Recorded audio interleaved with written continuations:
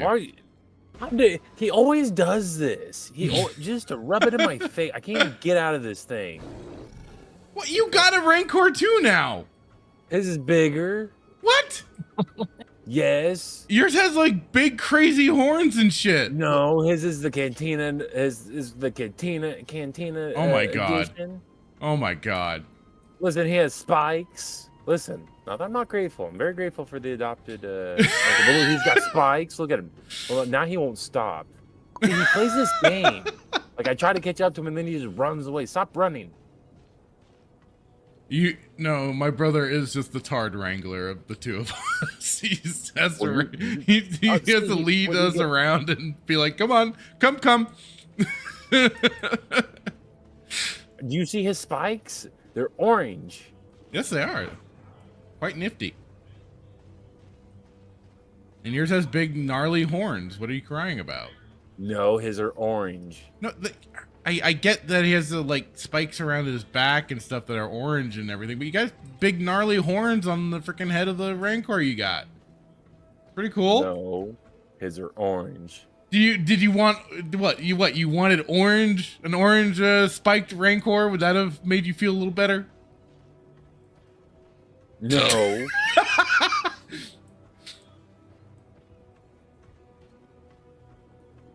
Where are we going? I'm hungry. There's stuff at a gas station. Your truth. You know, it was difficult. It was at first.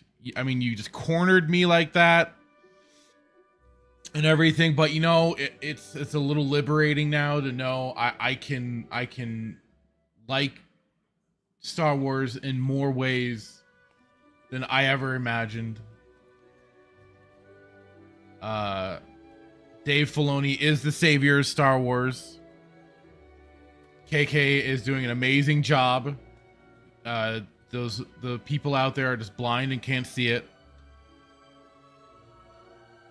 So yes, thank you. I can stop lying now. What? What the fuck?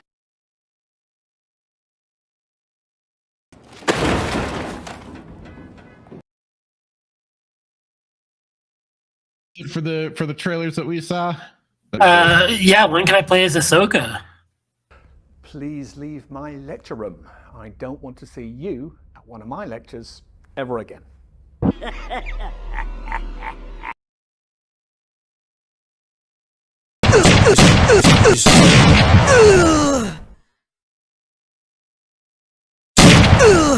Too easy.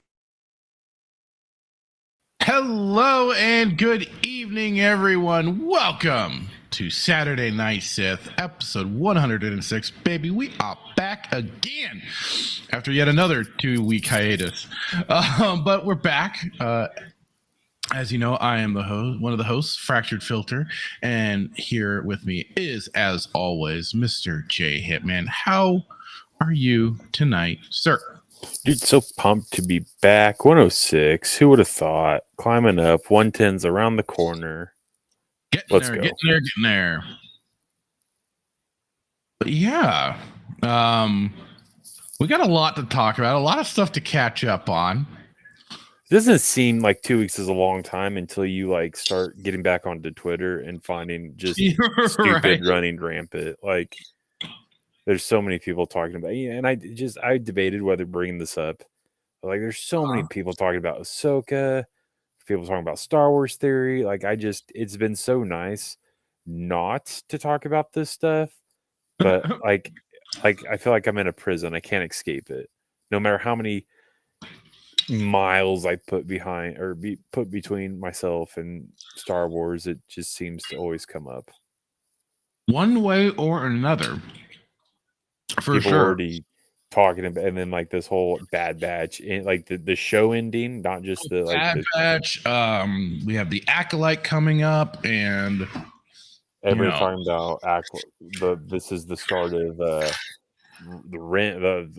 Knights of Ren or whatnot. Yeah, there's a lot of theories being thrown around. Speaking by yours truly, Star Wars Theory, who's built this whole platform off giving theories. They're running wild, brother. So it makes it real difficult to decide where to start too with all of it, because like I said, there's a lot to go over. Let's get to the chat just really quick. So we did have Meteor Advocate Timon who jumped in first. Hail to you, brother, saying tonight will be our Mother's Day dinner, so can't say have a great stream. Well, thank you, Timon, for dropping by. Hopefully you catch the replay and all that jazz. Drop a comment if you do. But thanks for dropping by, man. And I hope you have a nice Mother's Day spending it with your mom. Static, of course, with the late and gay. We're just 4 minutes over. God. But yes, a little late and gay. And then he's asking, Fractured, did you tell Hitman about your homework? All right, so Hitman. Static is deciding to be a devil man right now. And he's assigned us homework because, you know, as it is, I pop in and hang out with him and everybody for the weekend on the weekend pregame. He wants us to watch. No. You already know where this is going, don't you? The Acolyte. The first, at least the first 2 episodes, because he has the suspicion it'll be as bad as that animated show Velma. Velma's better. So. Velma's better. No. You haven't even watched that. I don't need to. I can just tell you it's better. No. The only way, and I will still probably not do it. The only way is if we get Bradley and Static in here and do a live show. That's the only way. Because if I'm going to be put through this drug through this just trench of dog feces of a show, as if misery loves company. So yes, and speaking of Bradley, he's talked about watching it as well. He's like, because like when he hit him, myself, and Wookie, we did the whole Ahsoka watch through. He wants to try and do something similar to that.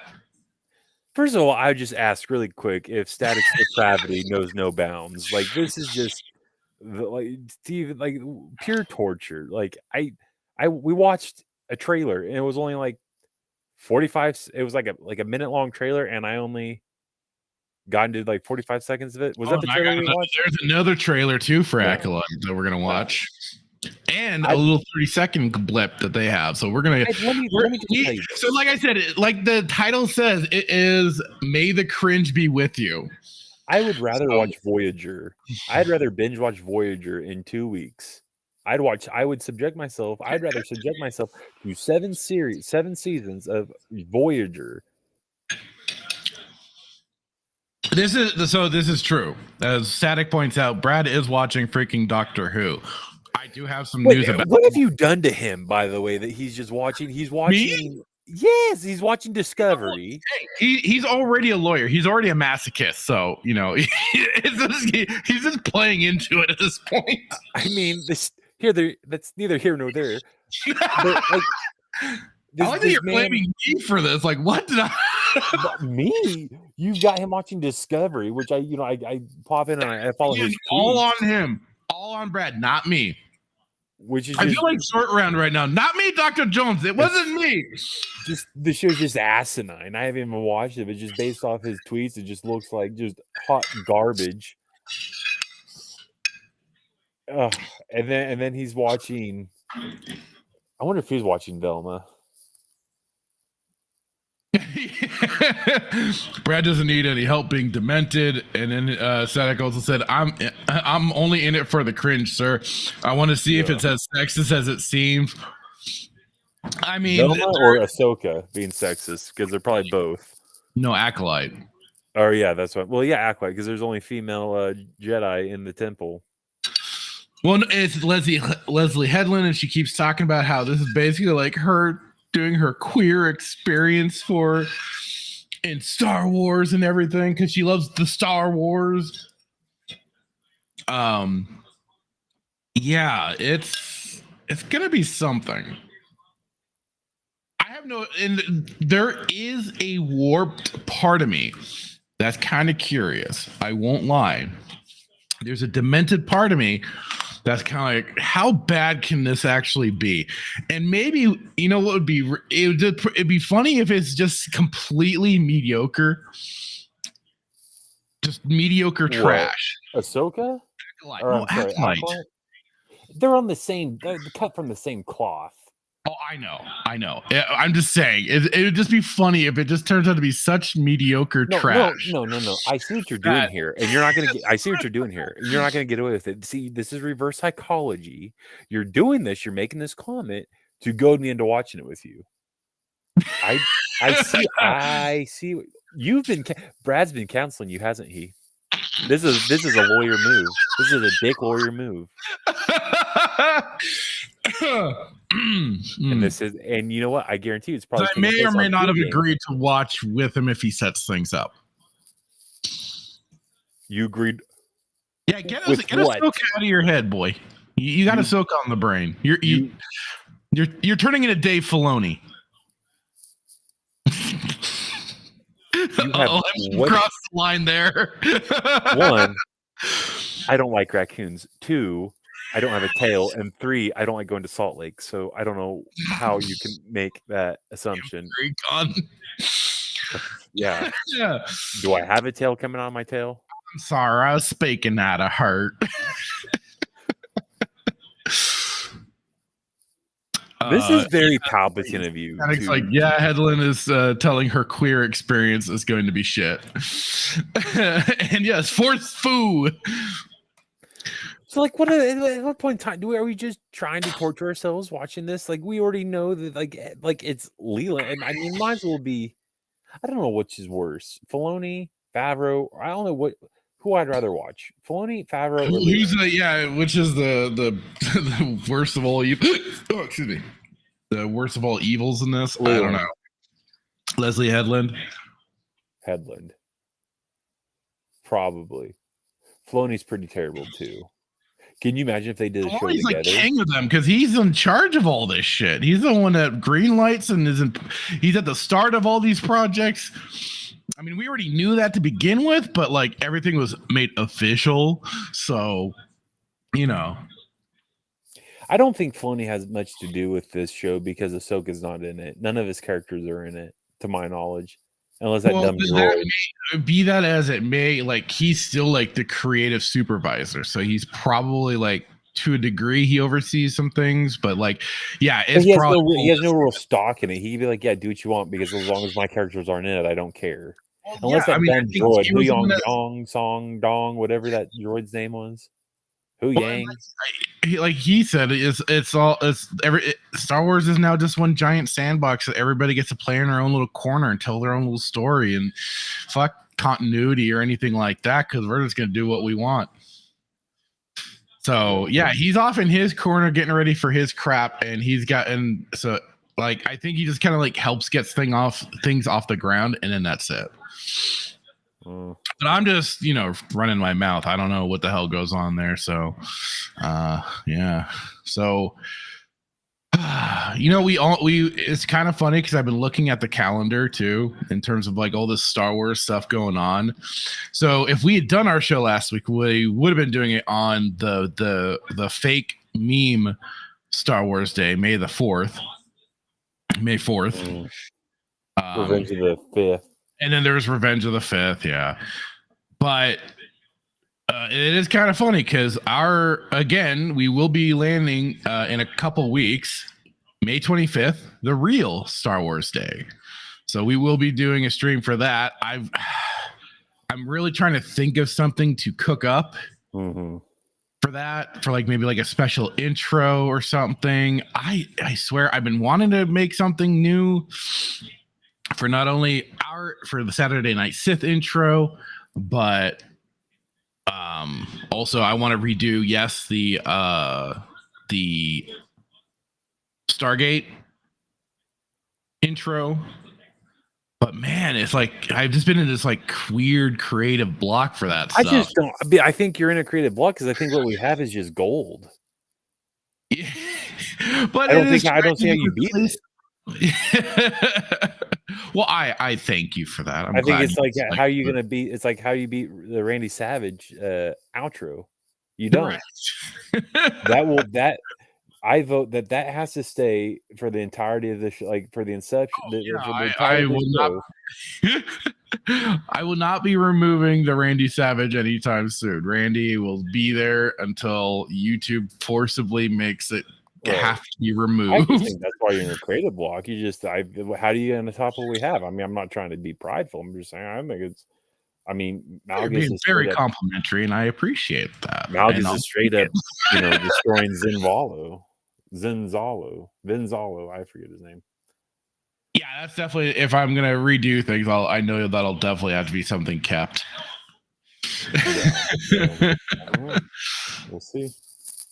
Indeed.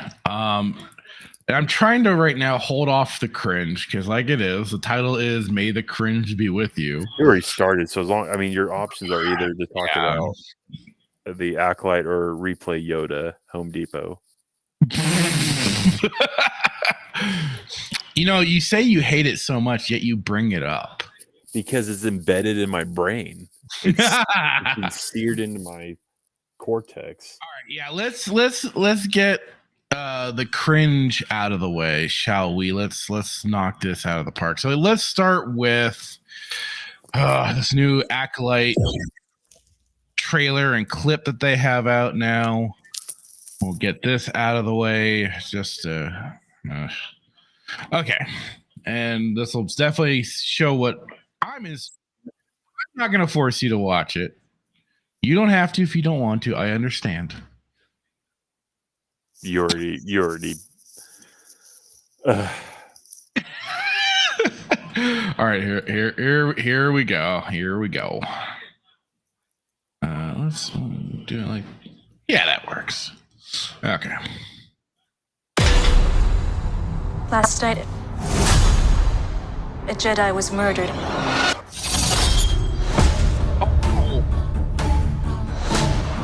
The Jedi. So I do have to agree. Like, I listened to Raging Rhino going over this trailer, and it is funny. Like, you look at this Coruscant. What stands out to you?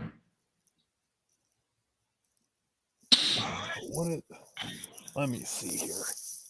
If you aren't able to see it too clearly. Trash. It looks like something in New York. Well, and like he points out, it feels very lifeless. Like, I know Coruscant's already a giant city planet, but you are missing the traffic and everything like that. Where are all the speeders? Yeah, exactly. It's very dead. And any time, like when like Coruscant was shown, certainly in the prequels, you saw life going on because it was always busy, always rocking until maybe this is when the Jedi Temple was sacked. Things were so. Well, you know what? I think maybe this is like a form of Bidenomics. Everybody, inflation is really bad. They can't afford speeders, so everybody's just at home. Or maybe there's COVID. Maybe the Jedi's had a form of COVID. That actually kind of funny. It looks like the city in equilibrium. Like, even though like Coruscant's very much a full-on city planet, all that, like, it's devoid of like its uniqueness in a way, which is really funny. Like, this could all just be probably, as far as we know, this AI generated art. For sure, it's a cheaper version of CGI. Exactly. Let's continue this now. The Jedi justify their galactic dominance in the name of peace. Chiefs are doing this intro? Galactic dominance? What? Hold on. It sounds like Sheepster's doing this. Is he on the other end talking? That sounds like Sheepster. Hold on. Are you playing with me? Is this like legit trailer? Or no, this is a legitimate trailer on the Disney Plus website, or on the Star Wars YouTube channel. I need Sheepster to tell me that's not him talking. Sheepster, if you're listening, you need to confirm something for Hitman here. Sounds like you're talking. It's not him. but I will let him know. Or at least I'll if he wants to, he can join. You're insidious enough to do something like that. But that piece is a lie. I've been hearing that line and it pisses me off every time I hear it. Did you hear what they said? Play it again, rewind it. But that piece is a lie. No, they didn't. Yep. No, they didn't. Yep. I believe through this trailer, they are slowly but surely reintroducing the Sith code. No, they didn't. Peace is a lie. It gets the eye twitching just that little bit. It's just like, oh.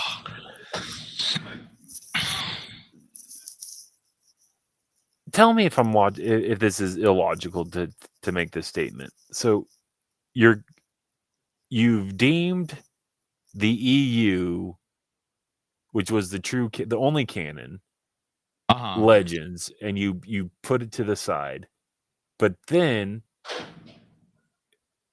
you take stuff from the EU like the Sith code and you use it. Does that make any sense? No. But then nothing has made any sense with what Disney Star Wars has been doing. I don't know. I want to go break something.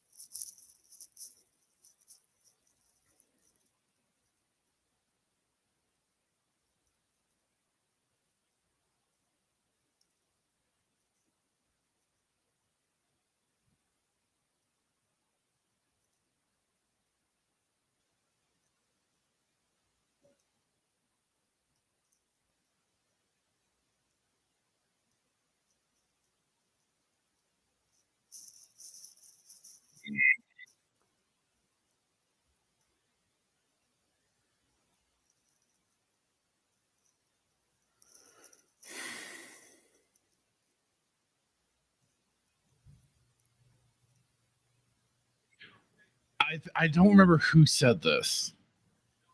Oh, now apparently it's getting no audio? No audio, yeah. You're not hearing anything? No. Why didn't you say anything? God damn it. Well, I thought my internet was going now. I don't know. I didn't I was trying, and I thought the audio would still come through because it's going off of my system, but I was trying to change it up so yeah, I wasn't coming through. Damn it. All right, let me go back a bit. It's about where? All right, yeah. Sorry.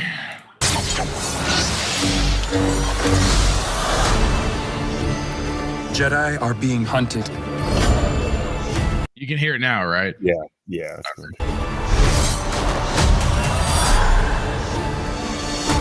She was my student. I trained her. Let me be the one to bring her in.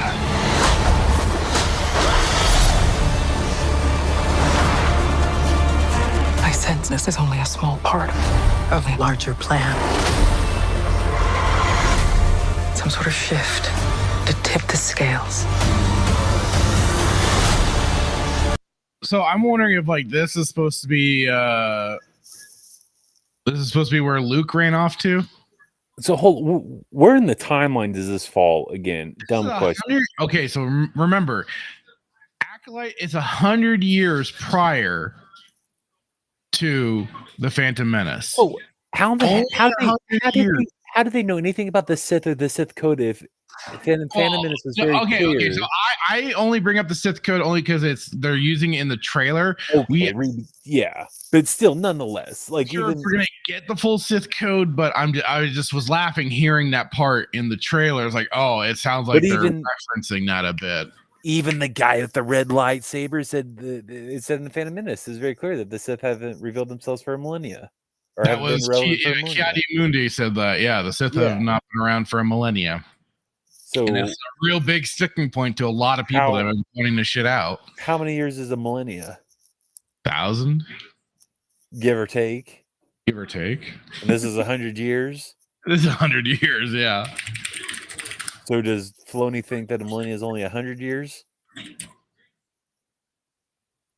I mean, remember, this is coming from Leslie Headland, not Filoni necessarily. She's the one in charge of this project. She's the one that's been... so just irritating beyond. This is why I don't want to watch it, because I'm already mad. I haven't watched it. I haven't got through the whole trailer yet. It's because you create a show. I don't want to do it. I want to go mow the lawn. I want to go mow my lawn. I don't want to watch. Yeah, period. I even just looked it up. A millennium, a period of 1,000 years. So yes, 1,000 years. Do you think that as we know openly time, at least it was supposed to be? Like, do you think that they're just stupid and they just don't know anything, or do you think they're intentionally like throwing this stuff out here just to like how? Like, yeah, I was just helping confirm it too. I don't get it. Like, these are details that like this is almost as egregious as oh my goodness, who's the guy that did one of the episodes where he didn't know that Obi-Wan knew Anakin was Vader? It was on the holo security, the Kenobi show and stuff. Yes, and who was the director that didn't know that? Oh God, I forget. But you remember what I'm referencing? Yeah, I know. I remember what you're talking about, though, because I remember we covered it. It's you just are you just is it just oblivious to you that these details are just overlooked, or like it's almost the words like how do you not know these were actually like details given? And this is the same place where he got the blue milk. All right, good to confirm. Some sort of shift to tip the scales. It's time to face the past.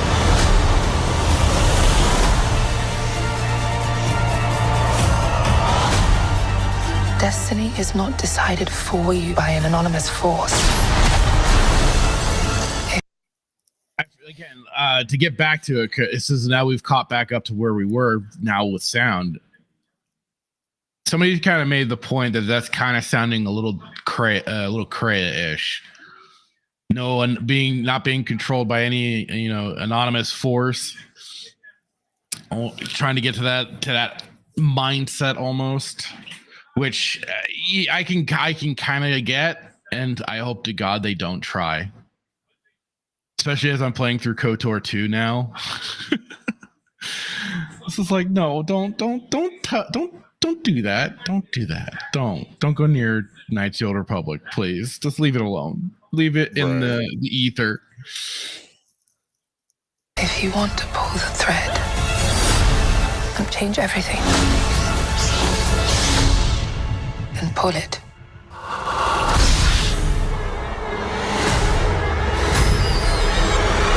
All right, so again, for one, they are being revealed. The Sith have revealed themselves. This again goes in one or two ways, right? All these people die, and somehow none of the information was gone back to them, or they're just completely retarded, which is very likely too. I just don't know, because it's. I'm really starting to think that they know, they're very aware of these details. For you to make the claim that these people are just, they don't know, or it's not their fault because they don't know, is it just makes no sense. How can you sit there and say, pump out this trash, and then just totally disregard the fact that, like, and again, I guess they could say that, oh well, the movies aren't canon. Well, that's dumb, because what did, like, George himself said, and it's just so stupid. Like, I just don't get it. It's like you're gonna make a show 100 years prior to the Phantom Menace, and it's very clear that George directed that movie, did everything with that movie, and was even said by Jedi Master on the council that the Sith hadn't revealed themselves for a millennia. And then the math's not mathing. The math isn't mathing.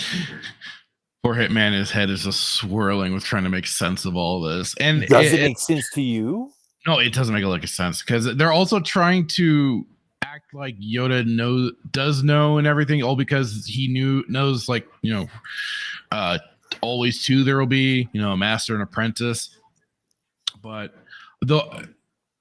even within the true canon, it was leaked out because of a fallen apprentice to the rule of two. That was leaked out.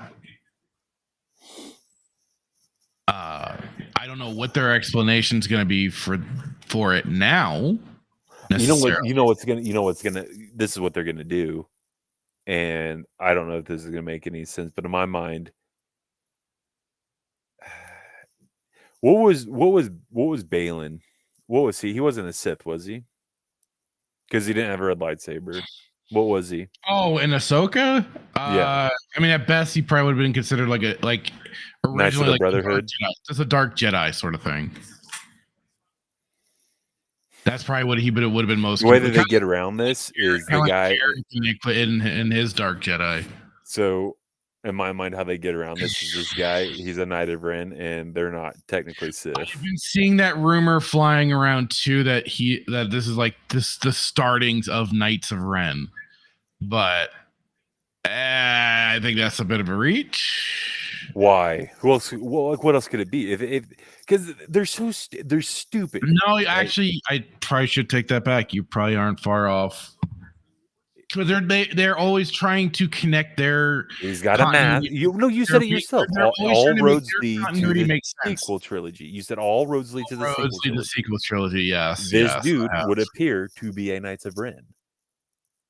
The helmet, the dumb lightsaber of it, yeah. Well, I mean, he doesn't have the cross guard, so he's spared that. But yeah, no, is this a reincarnated Ben Solo? Well, it can't be because this is 1,000 years, not 1,000. This is like 100+ years before Kylo. Fractured. If the Emperor can fall down a shaft and be medically brought back to life with a mechanical spine, you don't think they could have figured out how to make this guy, like, maybe it's a clone. Maybe it's his clone. A little tough to have a clone. I mean, Omega was a clone of Boba Fett, and she's a female. You're going to sit there and tell me they can't come. Oh. Crazier stuff has happened. Omega's a clone of Boba Fett, and she's a female. I'm sorry. You know what? Wait. All right. You know what really hurts my brain right now? Is as you say that, for one, it's really stupid. It is stupid. Maybe the dumbest thing I've ever said. This is in the farthest past, right? Yeah. What do we know? Thanks to Filoni, that was created. What did I tell you? We've talked about this. World. As stupid as you think is, because I'm sure that's not the case. Knights of Ren could be. So in their comic static, I forgot who. I think it might have been OG Star Wars. She found it, or somebody else had posted it. Knights of Ren were even during Vader and the Emperor's time during the Empire. So this is why legit him saying and what other people are saying may not necessarily be out of whack is that yes, the Knights of Ren have been around for a long time. Because they were even around during Vader's time. Hold on, within canon or within Disney canon? Disney canon. Canon. Yeah. Yes.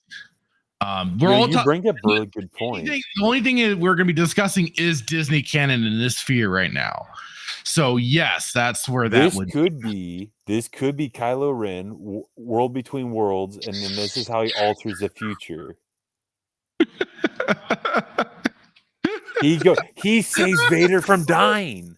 He saves Anakin from becoming, or he saves Vader from dying from Luke. And Luke was never Well, born.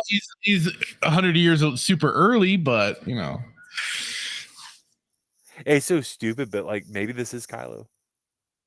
If he wore this just proves he wore the dumb helmet in the future, and he's still wearing the dumb helmet now, and he has no breathing problems. Static. Who the fuck is Ren, and what? And that they are a knight of? That would be. Originally that was supposed to be what was going to be brought up. I think for Jar Jar Abrams' plans initially was that they were supposed to be explained, but because Rian Johnson had his own vision for a Star Wars movie and did it and disregarded everything Jar Jar had apparently left behind for it, we don't know. We never got to find out, and they completely abandoned the whole Knights of Ren shit. So this could be their way of trying to retroactively explain it. It could be. Maybe this was something from Filoni saying we need to add this stuff in. So who knows? That's a bold. We do know is that they're wanting to make the bad guys seem good, and the good guys look bad. I will say this, and I will yield the floor. Deconstructionism crap. I'll say this and yield the floor. This is not crazy to think that they would do a world between worlds, right? Because they did it in obviously Rebels. We saw it in Ahsoka, whether or not you believe it or not. That was 1000% a world between world type play. Yeah, right. And if they want to retcon, it goes back to what we talked about years ago. If they can't retcon it, the story via contract, whatever.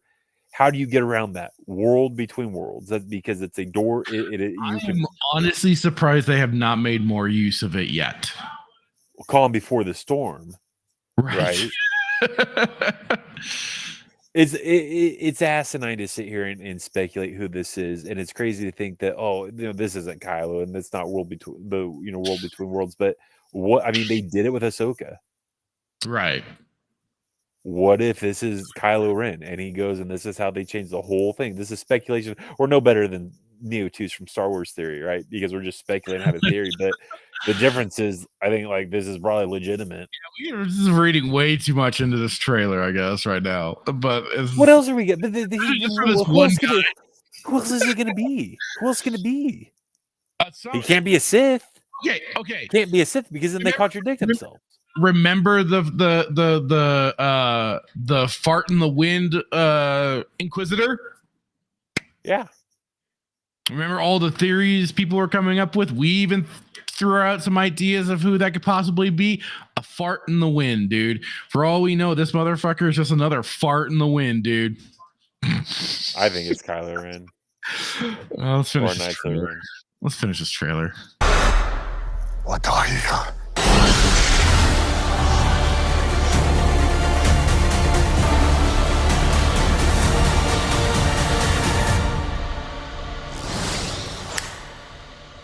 Yep. You know who it is? It's Sam Whitwer. Whitaker. Whitwer. That's who it is. I mean, crazier things have been said. No, God. Maybe that's Darth Maul. Bro. Now you're getting ridiculous. But it's funny too that that whole that guy's helmet and all that jazz. Where was it? Did you ever read or see the show The Max? No. You never saw you never read the comic book or saw the show on MTV Oddities or anything like that? No. Okay. I guess just myself and Brad have seen it. So they posted, somebody posted the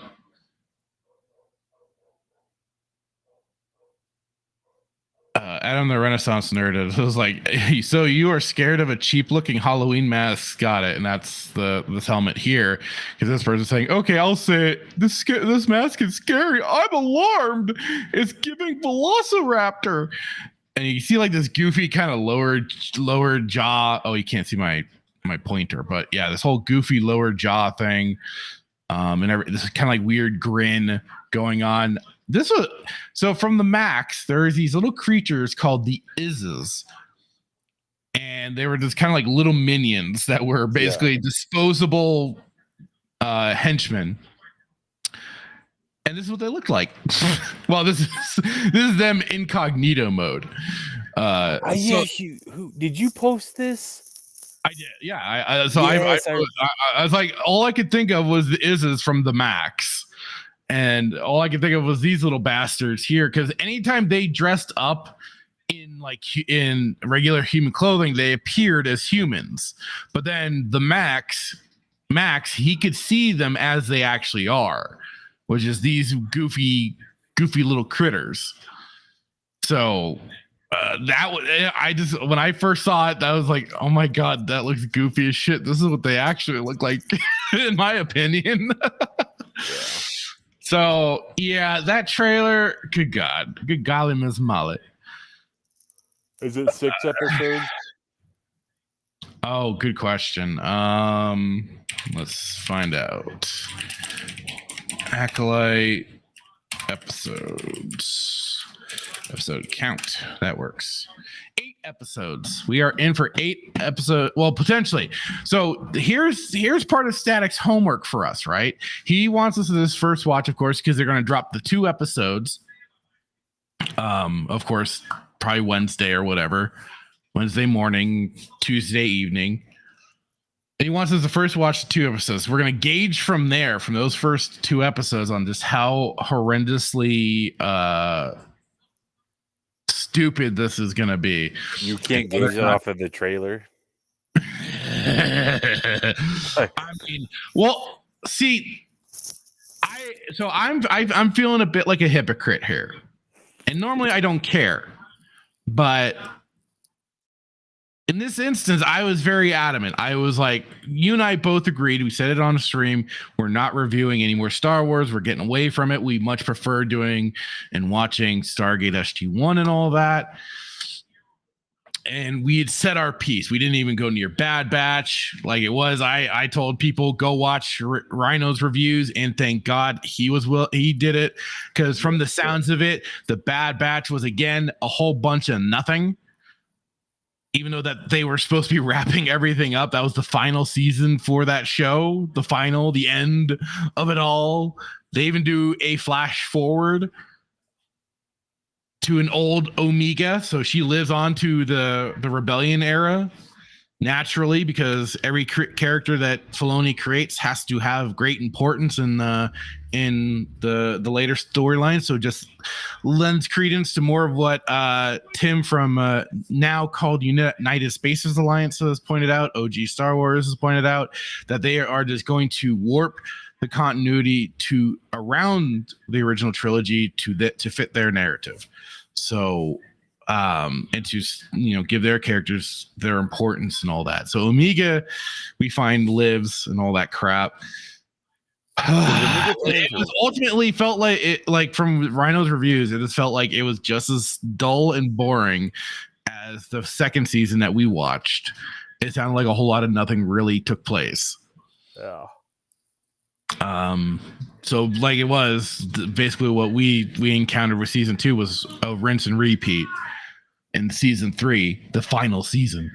So but yeah, we were content, we were happy. No matter what, we're still gonna watch Stargate for like the end of this end of our episodes for Saturday Night Sith. One way or another is happening, because I think it is a great way to kind of detox from the crap and have something positive. I try to be positive, okay? I try to be positive. Everybody wants to say how cynical and shit I am.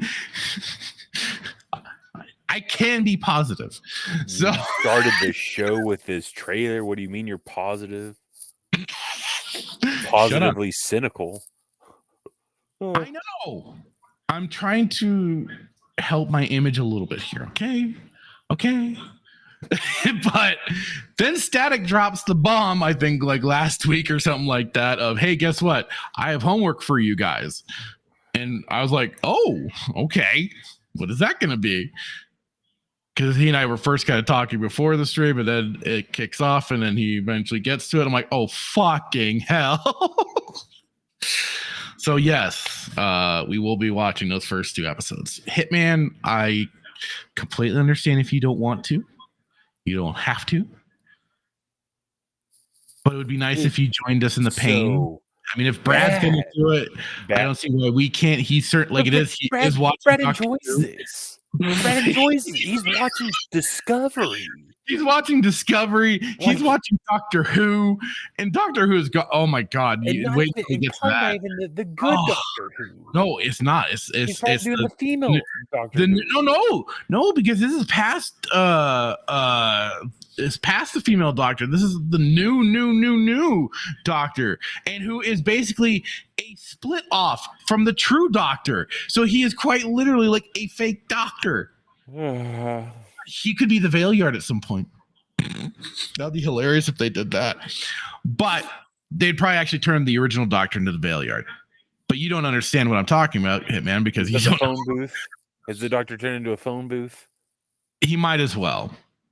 No, the Valeyard in canon was an evil half of the Doctor that was split off between certain regenerations. It's supposed to be between his 12th and 13th regeneration, and an evil part of him split off.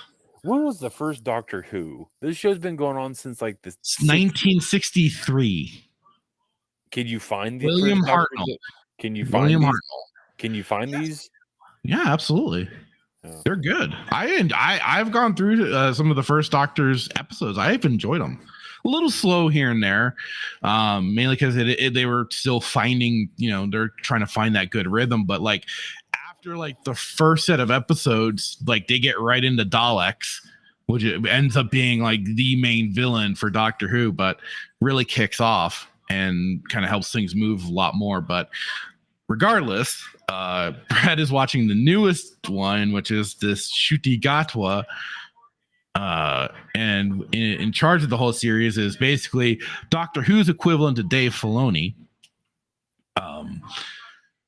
who people think is going to be the savior and all that crap, which is Russell T Davies, and he's going very, very heavy into that whole alphabet community representation and all that crap. And Ncuti Gatwa, the actor himself, is a homosexual man, so they are going to be really leaning into a lot of that crap. And I've heard even the first episode of this new Doctor Who is an abortion allegory or some shit like that, or having to do with abortion. Oh, joy.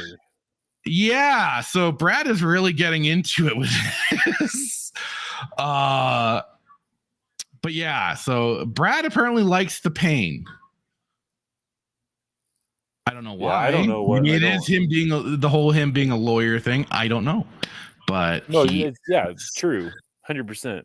No lies detected. And he will be watching the Acolyte. So I did try and say to him, if he does do the whole like live watch things like we did with Wookiee, I told him I would join him. So I feel like I've been unfortunately making a lot of poor decisions this year. You have, boy, have you ever? It might as well be. I might as well just keep going, right? Just keep going with it. Just keep going with it. Brad's the only one on the panel that's going to say that's good. It's good acting. That's right in line with Voyager acting. Yeah, it's going to be interesting.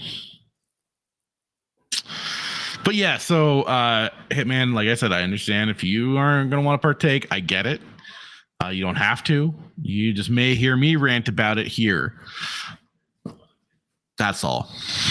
But I'll probably, unless Static says otherwise, I'll just be keeping it to those 2 episodes. Hopefully. Hopefully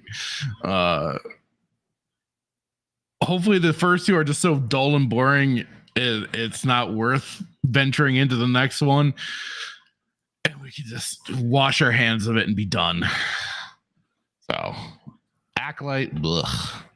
But seeing as how about we do this? How about instead of doing Acolyte, let's just do Book of Boba again?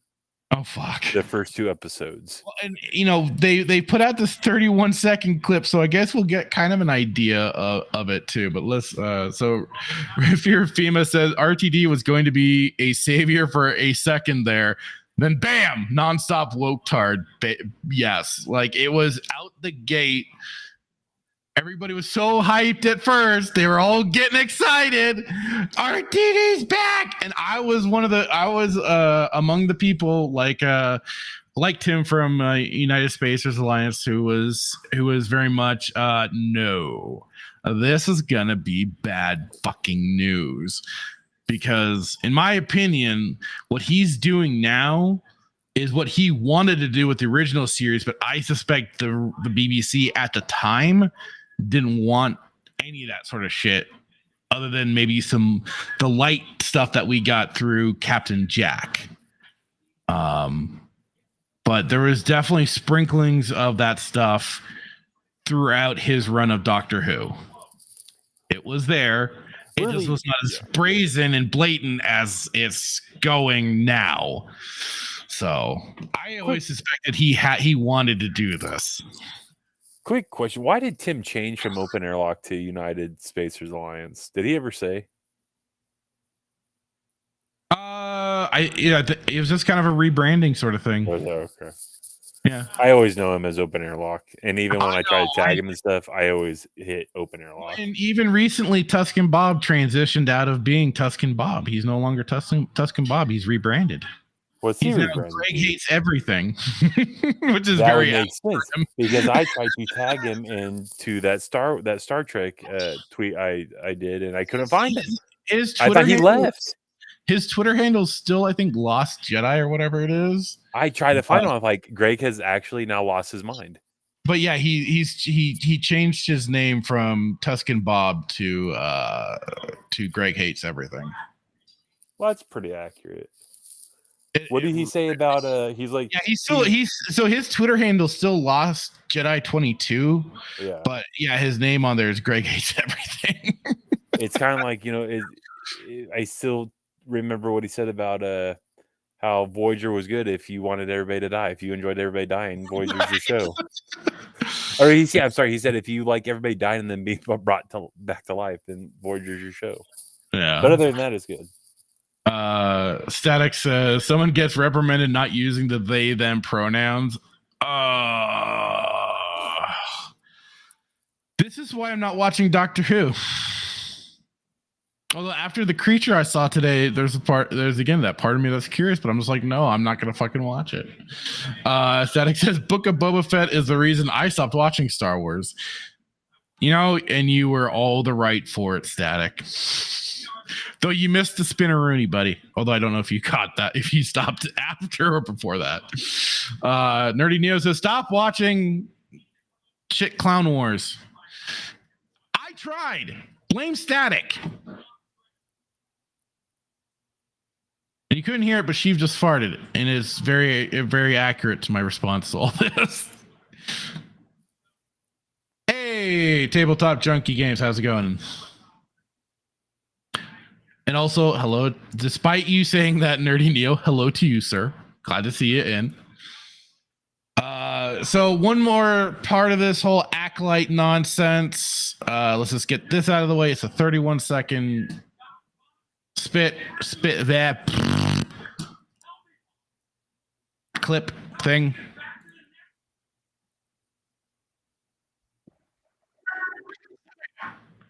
We're gonna turn off autoplay. I swear to God.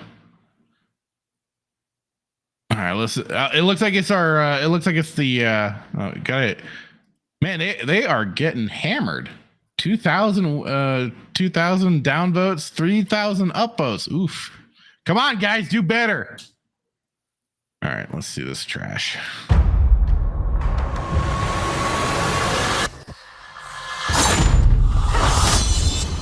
Who trained you?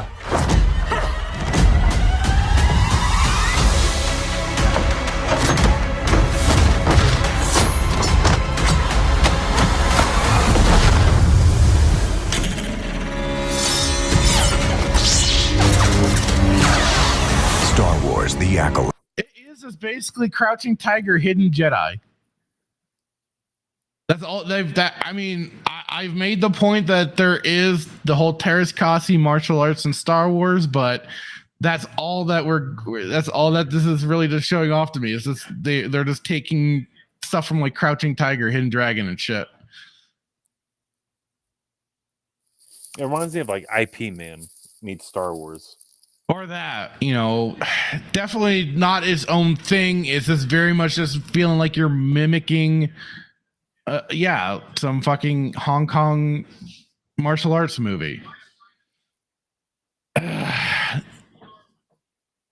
Static, must we do this for the love of Christ? Oh, he says he watched all of it. He saw the spinner innie. Okay. He has a Book of Boba Fett review on another channel. Oof. That was how we started out. We started watching that crap. Ugh. Glad to hear it, Tabletop. Fear Fema says the doctor gets reprimanded for misgendering, then lectured by companions about he knows nothing because he is a male now. Oh, wasn't that the David Tennant episode when he came back and everything? Yeah, I saw that bullshit. I was rooting for the damn little Furby thing to kill them all, just destroy the freaking universe, please, for the love of God. They ruined everything in that, just within that, the whole Donna storyline from series 4 of the new run, all of it. They just threw it in a dumpster, freaking Filoni style.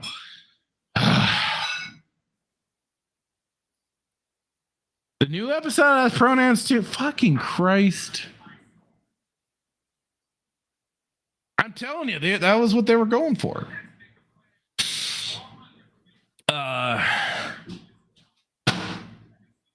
Nerdy Neo says IP, not IP. Okay. Tabletop says it's Rebel Moon all over again. I haven't watched Rebel Moon at all. I've not watched any minute of that crap.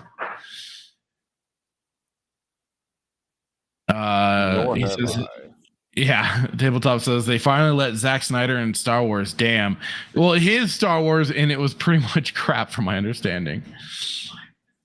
Brendan Tran, how's it going, sir? Says, hello there, Fractured. Hope you're doing well. I am. Hope you're doing well as well.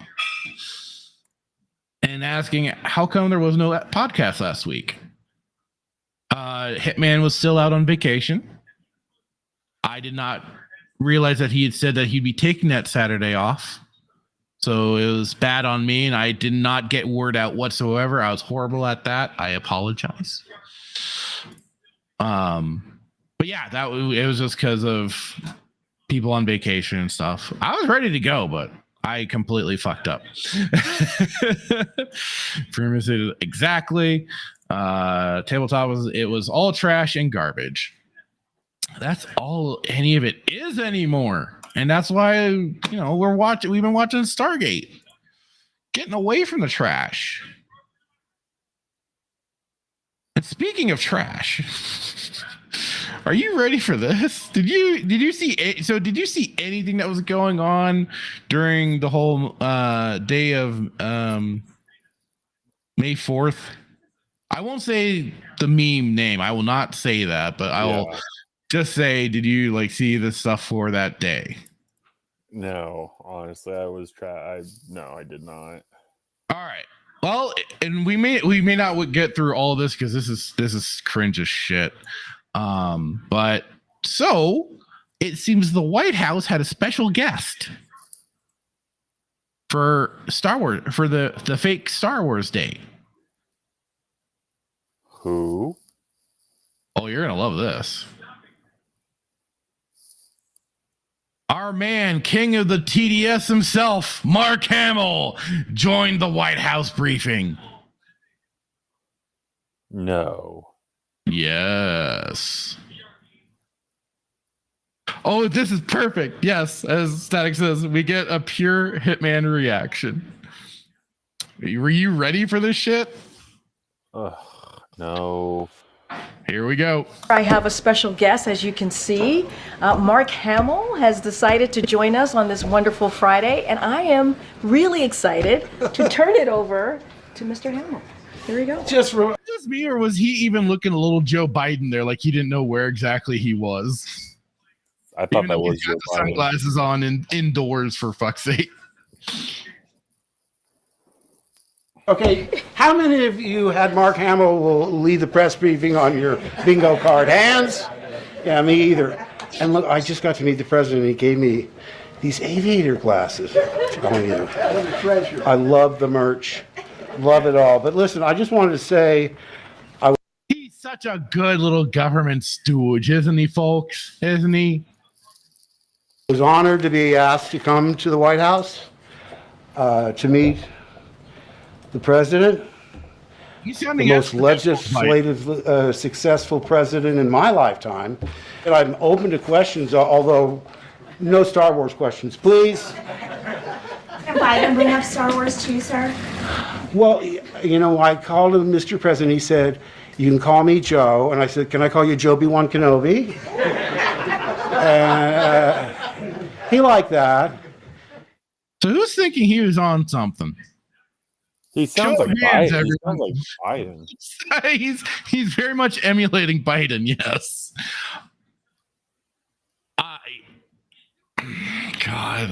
The whole Joby-Wan Kenobi especially is just like, are you fucking kidding me? Surely you've got more to say than that, Hitman. What? Why is he there? Why did he get invited?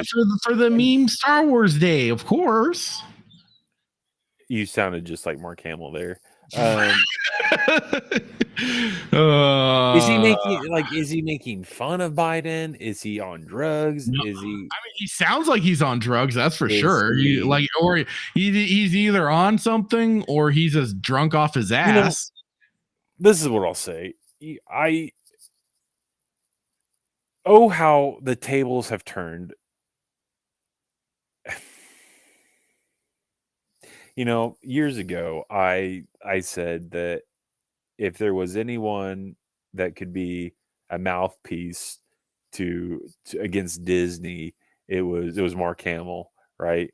And to see, and upon the time we believed that, yes. Right. And to be serious, in all seriousness, joking aside, it's really sad to see that, you know, one of the characters from Star Wars, one of the most important characters in Star Wars lore and George Lucas, loyal to George Lucas and everything, has just to see what he's become and what he stands for and what he, you know, we all have our opinions and whatnot, but this dude is pushing the envelope really hard with a lot of things that we, you know, are against, and it's, you know, he puts his foot in his mouth, right, time after time again. He did it with Hogwarts Lady, and then it's just get him off. It's just been this weird, like it was for a lot of actors, the whole Trump derangement syndrome. Basically, once Trump was elected, they all lost their collective minds. For whatever reasons, be it authentic, be it, you know, they're trying to keep getting work. I just think for him, though, generous, but it doesn't make sense that Mark Hamill would need money unless he's just in the red, you know, all day every day in his checkbook. But like the dude isn't. He's not like Billy D. Williams and only did Star Wars. That wasn't his only income. I don't know how much money he made with, you know. With voice acting and stuff. Well, I don't know how much money he made with Star Wars, but voice acting, the Joker, the video games, like this dude, he's done more projects. Like he's more than. I mean, for voice acting, he was very, very, you know, compensated. He got a lot of accolades and stuff, especially for the Joker. But like, he was all over the place. Like he was doing all sorts of. Understand why he's doing it. Like, and he's the biggest hypocrite, because he'll sit here and he'll say that, like, he, you know, he's talked about how he what they did to his character, Luke's character and all this and that, and then he came back into the movie. Well, all that stuff that he came out with about The Last Jedi, a lot of people were on board for him. I think the thing that we had to start noticing was that he did come back more or less for the one little appearance or whatever he had in The Rise of Palpatine. Then he kept showing up for the face work or whatever for then when they brought in Luke for Mandalorian, and it's just been a continual thing. He just keeps, he showed he had no principles in what he was talking about, and he was willing to just keep. And that was part of my point too. Was like he came back. Like I was all on board for him. I was like, hell yeah, that's what you absolutely take a stance and be pissed off about the way the character was treated, because that's how everyone else was feeling. Was the whole, it's not Luke Skywalker, it's Jake Skywalker. But then it just comes to be that now he's all on board. He's all for it. Yeah. And whether it's he's in the red or, this is legitimate, at the end of the day, he's doing it. It doesn't matter. He is taking part in all of this, and he has been a very big, happy-go-lucky little stooge, because he is also very pro-vaccine for all that shit during the COVID crap once Biden was in power. So yeah. Yeah, it's just been one thing after another. It's just like, that's why I stopped following on Twitter a long time ago, is because he just went freaking bat squeak insane. No pun intended. He was kind of like the last hope, if you will, for Star Wars, because no one else, outside the little guys, right? Us in the trenches and whatnot, nobody else from the original crew is defending Star Wars. Harrison Ford wanted nothing to do with Star Wars. He wanted Indiana Jones was his baby. Billy D. Williams sold out when he came back.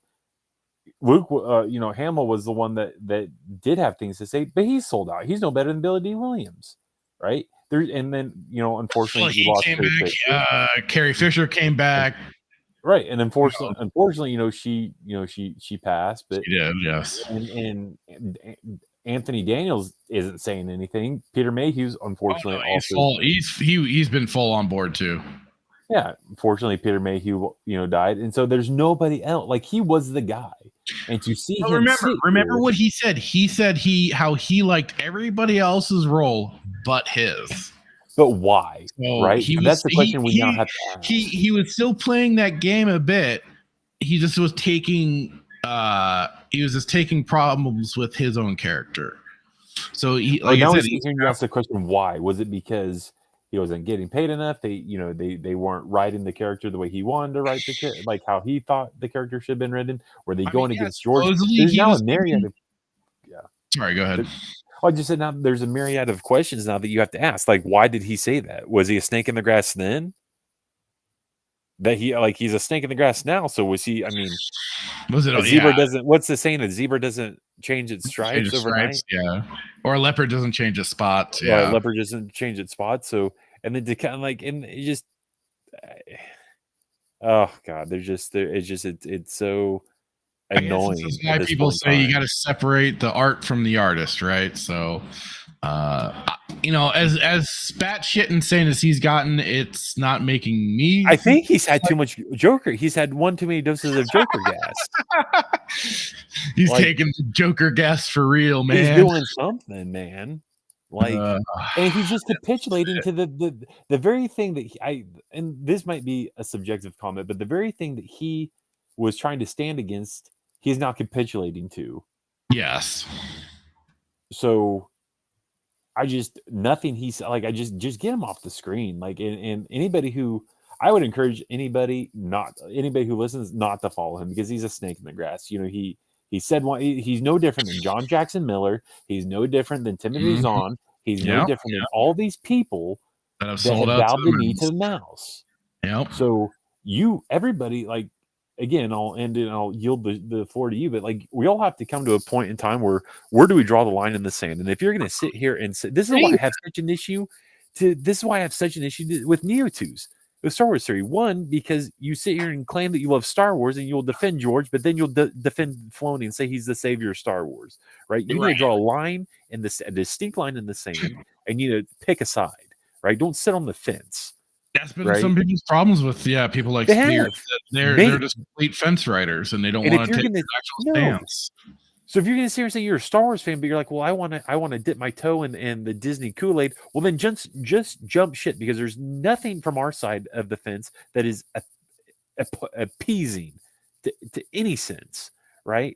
So pick a side. If you want to like Hamill, then go like him. But don't sit there and say that you love Star Wars and then follow somebody. To do that, that's just hypocritical. Well, man, no, that doesn't make any sense, because I like the movie, but I also like him as what he says. Like, well, no, because what he's saying and what he's doing is no different than everybody else who's defecated on Star Wars. To say you love a film and then love the guy that is capitulating to the very group that he once hated is asinine. It makes no sense. And maybe I'm dumb, and what I'm saying doesn't make any sense, but it doesn't make sense. Pick a side. Stop thumbing your butthole and pick a side and stay on that side. You know what? Nothing more better could be said. Well, we're gonna leave it right. We're gonna leave that as I can't elaborate more. So let me get through some of the chat really quick. Tabletop said, I tried to give it a chance, and he's referring to Rebel. Was it Rebel Moon? Rebel Moon. I tried to give it a chance, but then Snyder said something about having more explicit scenes, and I was like, yeah, forget this. I didn't hear anything about that, but then I wasn't paying much attention to it. I saw the trailers, but I was like, yeah, no, don't care. Nerdy Neo, see, in the Star Wars show, the Empire kills people, but still respects their they-them pronouns. Yeah, apparently. The Star Wars, what was it? The Tales of the Empire. They respect the they/them pronouns of a Jedi. That's hilarious. Tabletop was saying I was science fiction, not sci-fi porn. Brendan Tran says, did you hear Bad Batch series finale caused controversy for Republic Clone Commando by killing off Scorch? I heard about that. Yes. I still found myself getting rather infuriated. I was not surprised, but at the same time, I was still like, there's still those occasions that certain news will just kind of tick me off, and that ticked me off. I found that absolutely ridiculous and stupid. And I heard that they really misused his character, and they basically used him as a throwaway. And I couldn't believe it. I'll freak that. Fuck Disney Star Wars. Oh, wait, I got that. Looks AI. I think that was that the trailer? I don't know. This made me cringe so hard I broke a bone. Shaka Zulu, how's it going? Oh God, I joined at the worst time. Bro, that's like me entering into like so many other streams. It's either I'll enter into Melee Games' stream and Melee James, he's shirtless suddenly. Or I'll pop in and start listening to Bill's a Pub, and either Dermy happens to be in there or somebody else and is talking about fucking a cow, or you posing as a cow lady. I walk into weird freaking situations all the time. I wish I could remember the really fucked up ones, but that's all that can really pop into my mind. So don't give me that. But yes, I know the feeling all too well. Static says propaganda for the Mark Hamill thing. Yeah, pretty much. Fear of FEMA. Do you want to bet someone wrote that Obi joke for him? That would, probably. Probably did. Said like, okay, here you go, Mark. Here's an extra little line we want you to say when you go out there. Brendan Trent says, never relate Star Wars to real life. So much hate. Obi-Wan Kenobi is weirdest name I've heard. It's right up there. Right up there.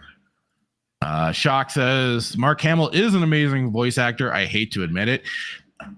I mean, yeah, he's got a talent for it. Well, like probably one of his, besides the Joker, he probably had a lot of attention for Avatar: The Last Airbender. He was the Fire Lord Ozai, I think it was. So that was, I think, another role that he got known for. At least I think that was him in the animated series. But I also knew he for the one game that they did do voice dubbing for Yakuza. He played oh god, why am I Goro Mishima? No, that's not right. Why am I forgetting his goddamn name? Hang on.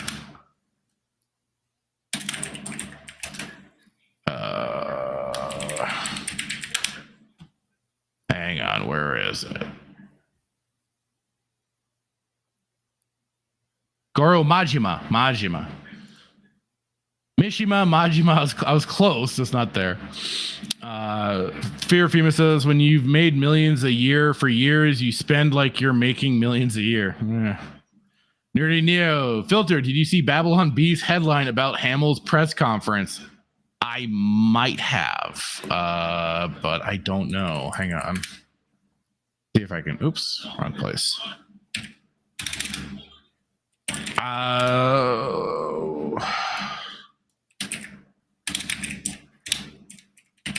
Let me see if I can find it just really quick.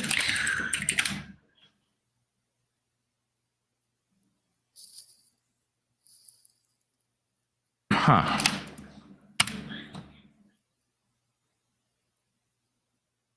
Oh, I think I've just found it.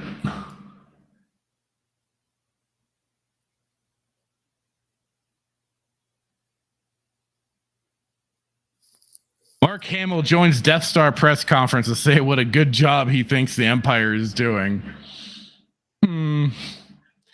As somebody that's pro-Imperial, I don't think I can agree with this in principle. How dare anybody do that to the Empire? Oops. Why did it do that? There we go. Brandon Trent said Mark Hamill read a Trump tweet once and with his Joker voice, pretty creepy. I remember him doing that. That was also very, very, very freaking cringy. And he says like Biden. He does. Yeah, he did.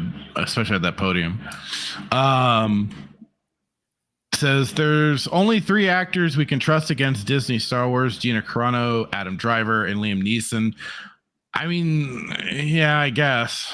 Adam Driver? Has he come out and said stuff against Star Wars? I know, yeah, he's not been too, especially because of the Reylos. All those shippers went batshit insane, and they like harassed him and his wife because they wanted him to get divorced from his wife to marry Daisy Ridley and shit. Like they are insane. Quite literally insane.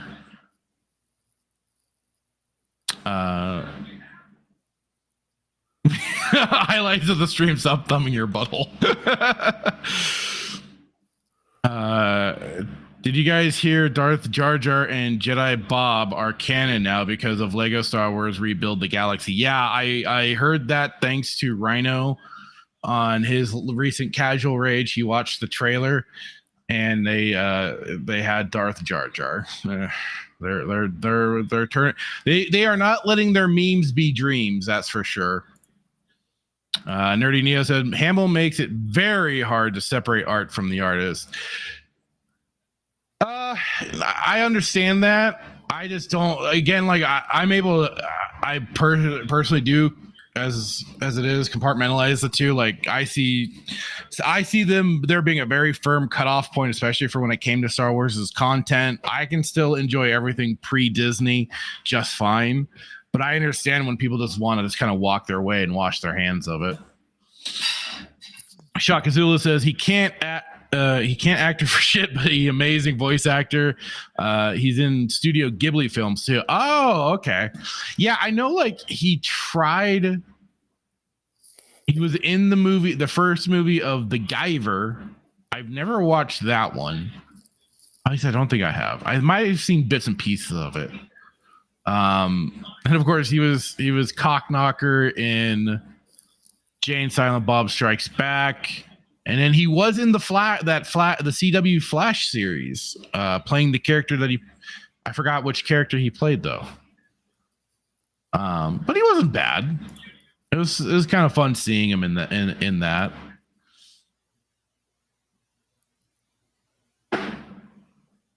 Yeah, shocked. Oh wow, he did do a lot. Too bad he's insufferable. Yeah, that's the problem there.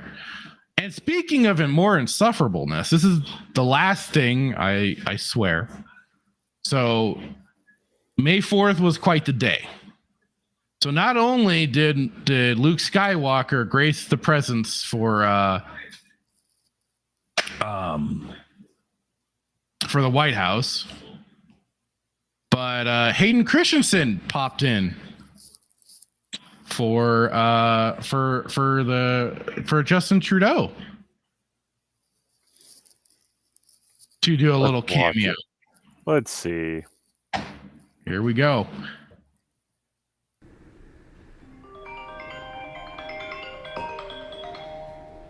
Oh, I did get the Canadian. Hey, Hayden, how you doing? Prime Minister, happy May the 4th. And to you too, my friend. I've actually told the kids they better be binging Star Wars. Get ready. Amazing. And so what's your plan? I'm working. I'm actually packing up my stuff because I got to hit the road soon. But listen, May the 4th be with you. And with you. Oh, Hayden, I hope it's worth it, buddy.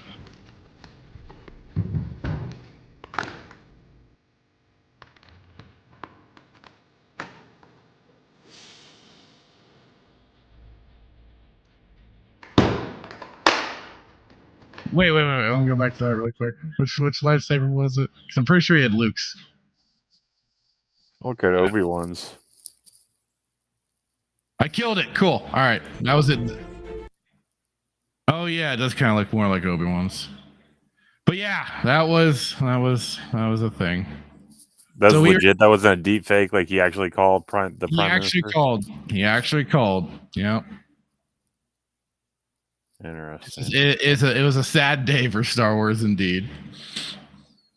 Yeah. But there's a little static. Yes, the Canadians. Shock. Ugh, gross. Nerdy. So cringe. Imagine being Canadian. So shock. I know, right? Thank God. I'm glad I'm not a Leaf. Day of the Rake is coming, Canadians. One way or another. Brandon Tress says, I wonder if Theory knows besides Hayden visiting the Empire State Building. Oh, God. So, yes, that is the end of that segment of Star Wars cringe, what have you. Thank God, because there's only so much that I can take to. It's painful. That was definitely all the cringy shit for Star Wars that I had. But the night ain't over yet, folks. But let's I like a little positivity, right? I like a little here or there. Although to some people this may not be perceived as positive, but it is to me. And so this is where I would actually consider a W for the gaming community. Here we go, folks. Warner Brothers CEO says disappointing Suicide Squad release overshadowed its overall studio's financials. Killed the Justice League and had an underwhelming launch. But the main beef of this, but we'll kind of get through it. During financial presentation, David Zaslav said the studio division, which included Warner Brothers Pictures, DC, Warner, because this is the thing, folks. Not just is it Disney that is an evil company, but so is freaking Warner Brothers. People tend to forget that in the myriad of everything. Everybody lots of time wants to focus on Disney, and I get that, but we have Warner Brothers, Paramount, you name it. There's a lot of stuff to be done. But Zaslav said it was mainly down to the difference between the successful release of Hogwarts Legacy last year and the disappointing release of Suicide Squad. quote, Warner Brothers Discovery's great storytelling IP. Although Hogwarts Legacy was such a stale fucking game that I think there was even some of the hardcore Potterheads that could not defend it. But yeah, he's saying for great storytelling IP, including Harry Potter, Lord of the Rings, although Lord of the Rings is debatable considering, as I understand, they changed a lot of lore in that too. Superman and many others, though they've been scraping Superman in their comics, and many of the other parts of the DC universe are largely underused, Zaslav said. Hard at work at fixing. Where is it? So the main meat of this too, unfortunately the studio's Q1 financials were overshadowed by the tough comparison at games following the great performance of Hogwarts Legacy last year and the disappointing release of Suicide Squad in Q1 in our gaming group. Zaslav comments were later echoed by Warner Brothers Discovery CFO Gunnar Weidenfels, who said the difference between both games released had led to a $200 million impact. They lost $200 million because of this fucking game, and that makes me very happy. I'll take anything in this regards. This is, I think, a proper little, because this game proved to be such a shit show. It pissed off people just enough. They overshot their load on this with marketing and all this sort of crap, and they thought they had a winner because they were also trying to say how this was, one of the last was it voice works for oh god, why am I forgetting his name?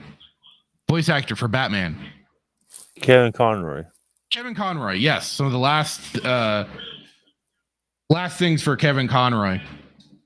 And it was so disrespectful. Quite literally, yes, as Harley Quinn shoots him in the head, a shot in the head to the fans of his Batman. So, I can take that. I can see that as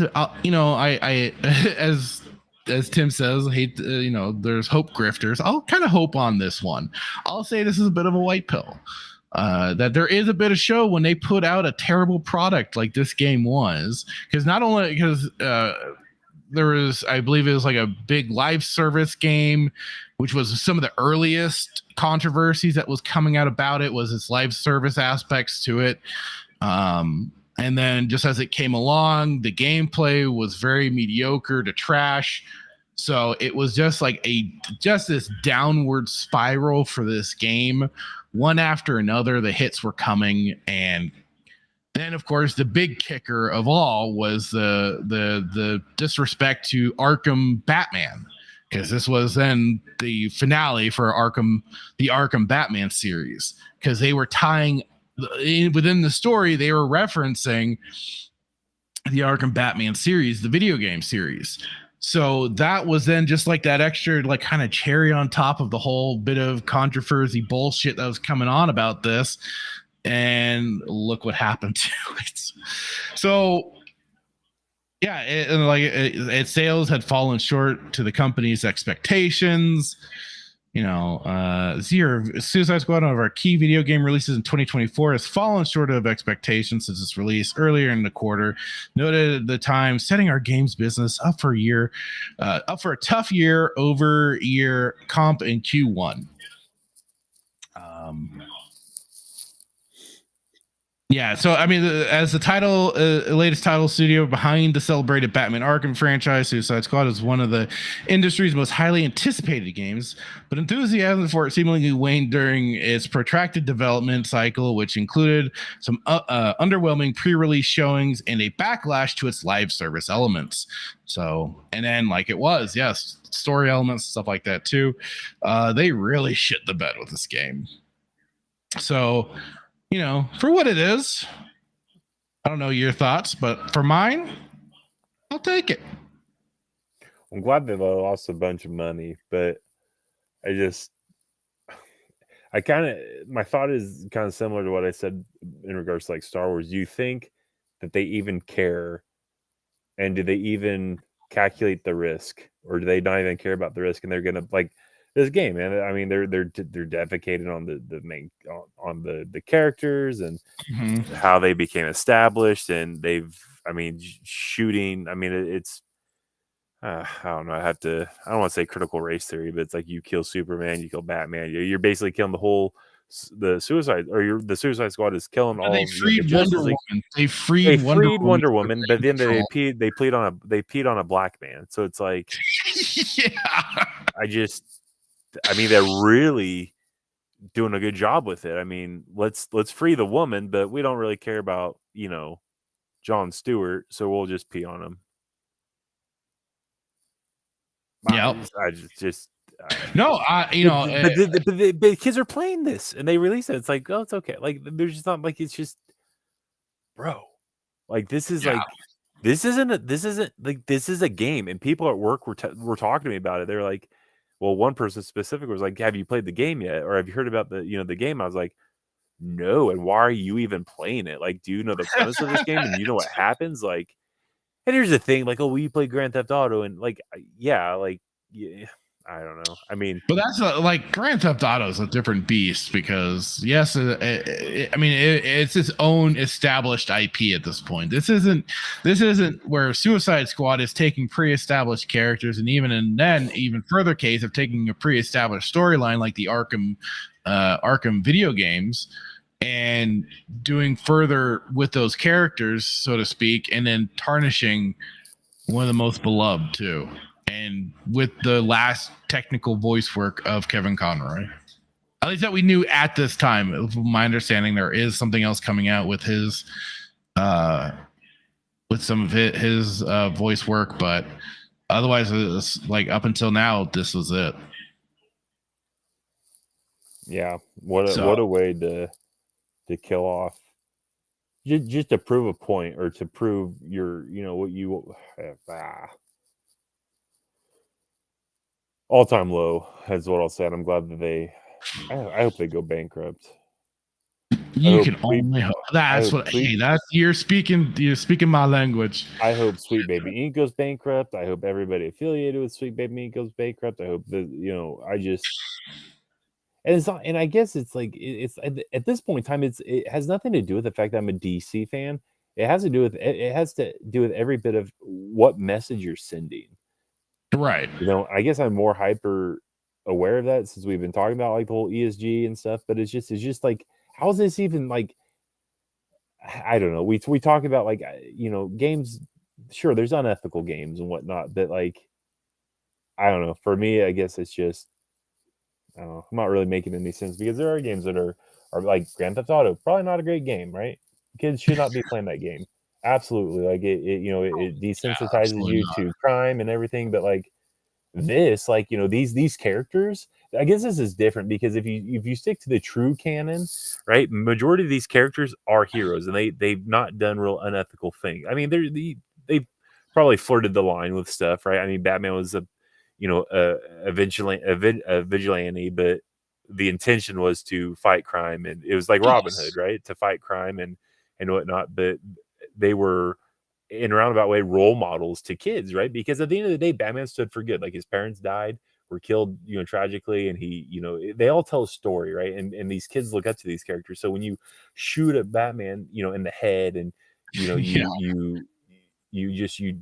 you violently kill these people, and then you pee, like, that's just like, why? Like, who would have thought this was the most like the most like what the fuck sort of thing that they did was so you're taking these and kids are going to play it, so you're taking these characters that are essentially heroes to some kids, right?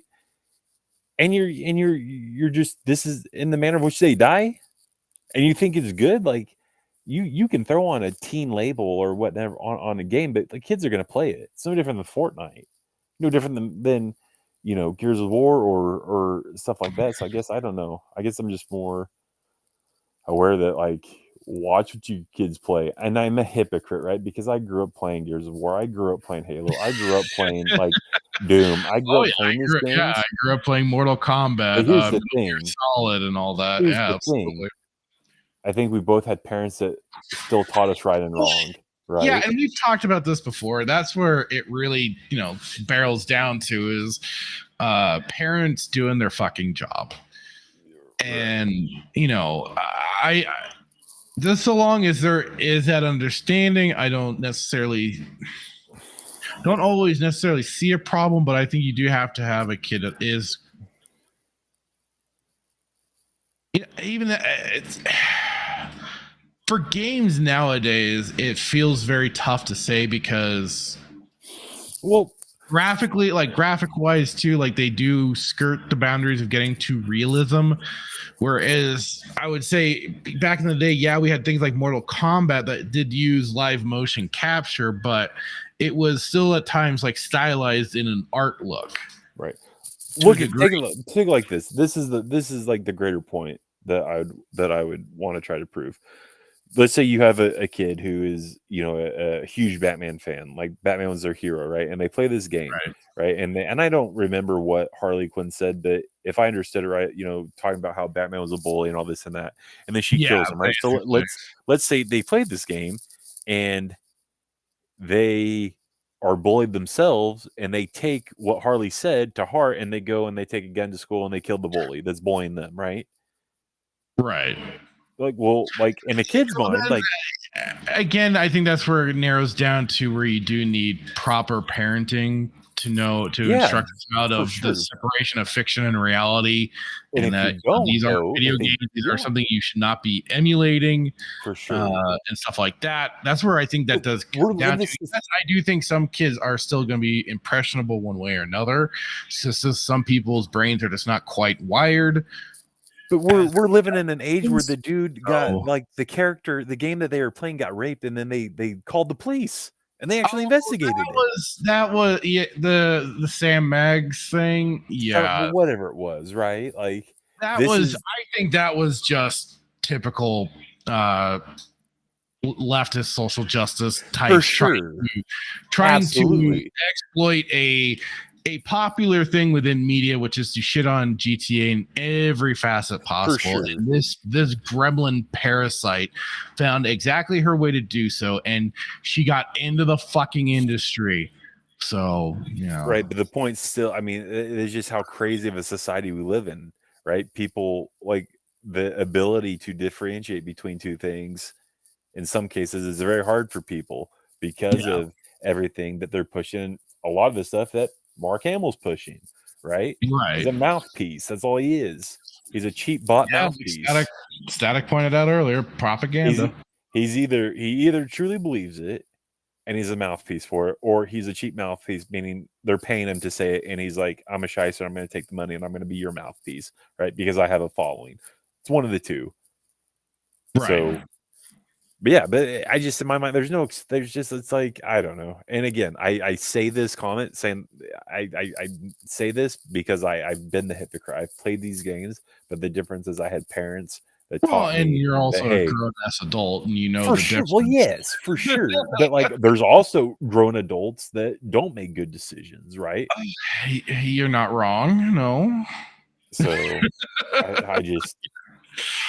I don't know. I think I guess there's a little bit of bias. Like you're crapping on DC, you're making this game, you're killing off all the characters, you're peeing on a black man, you're saving a woman, which is so interesting because you sit here and you say, you want to be, anti-sexist, right? You're all for feminism and all this stuff, but then you have the audacity to stand on the stage and preach Black Lives Matter, but then you pee on a black guy. But ironically, the black man that you peed on was, a guy who had morals, served the military, and wasn't, out getting.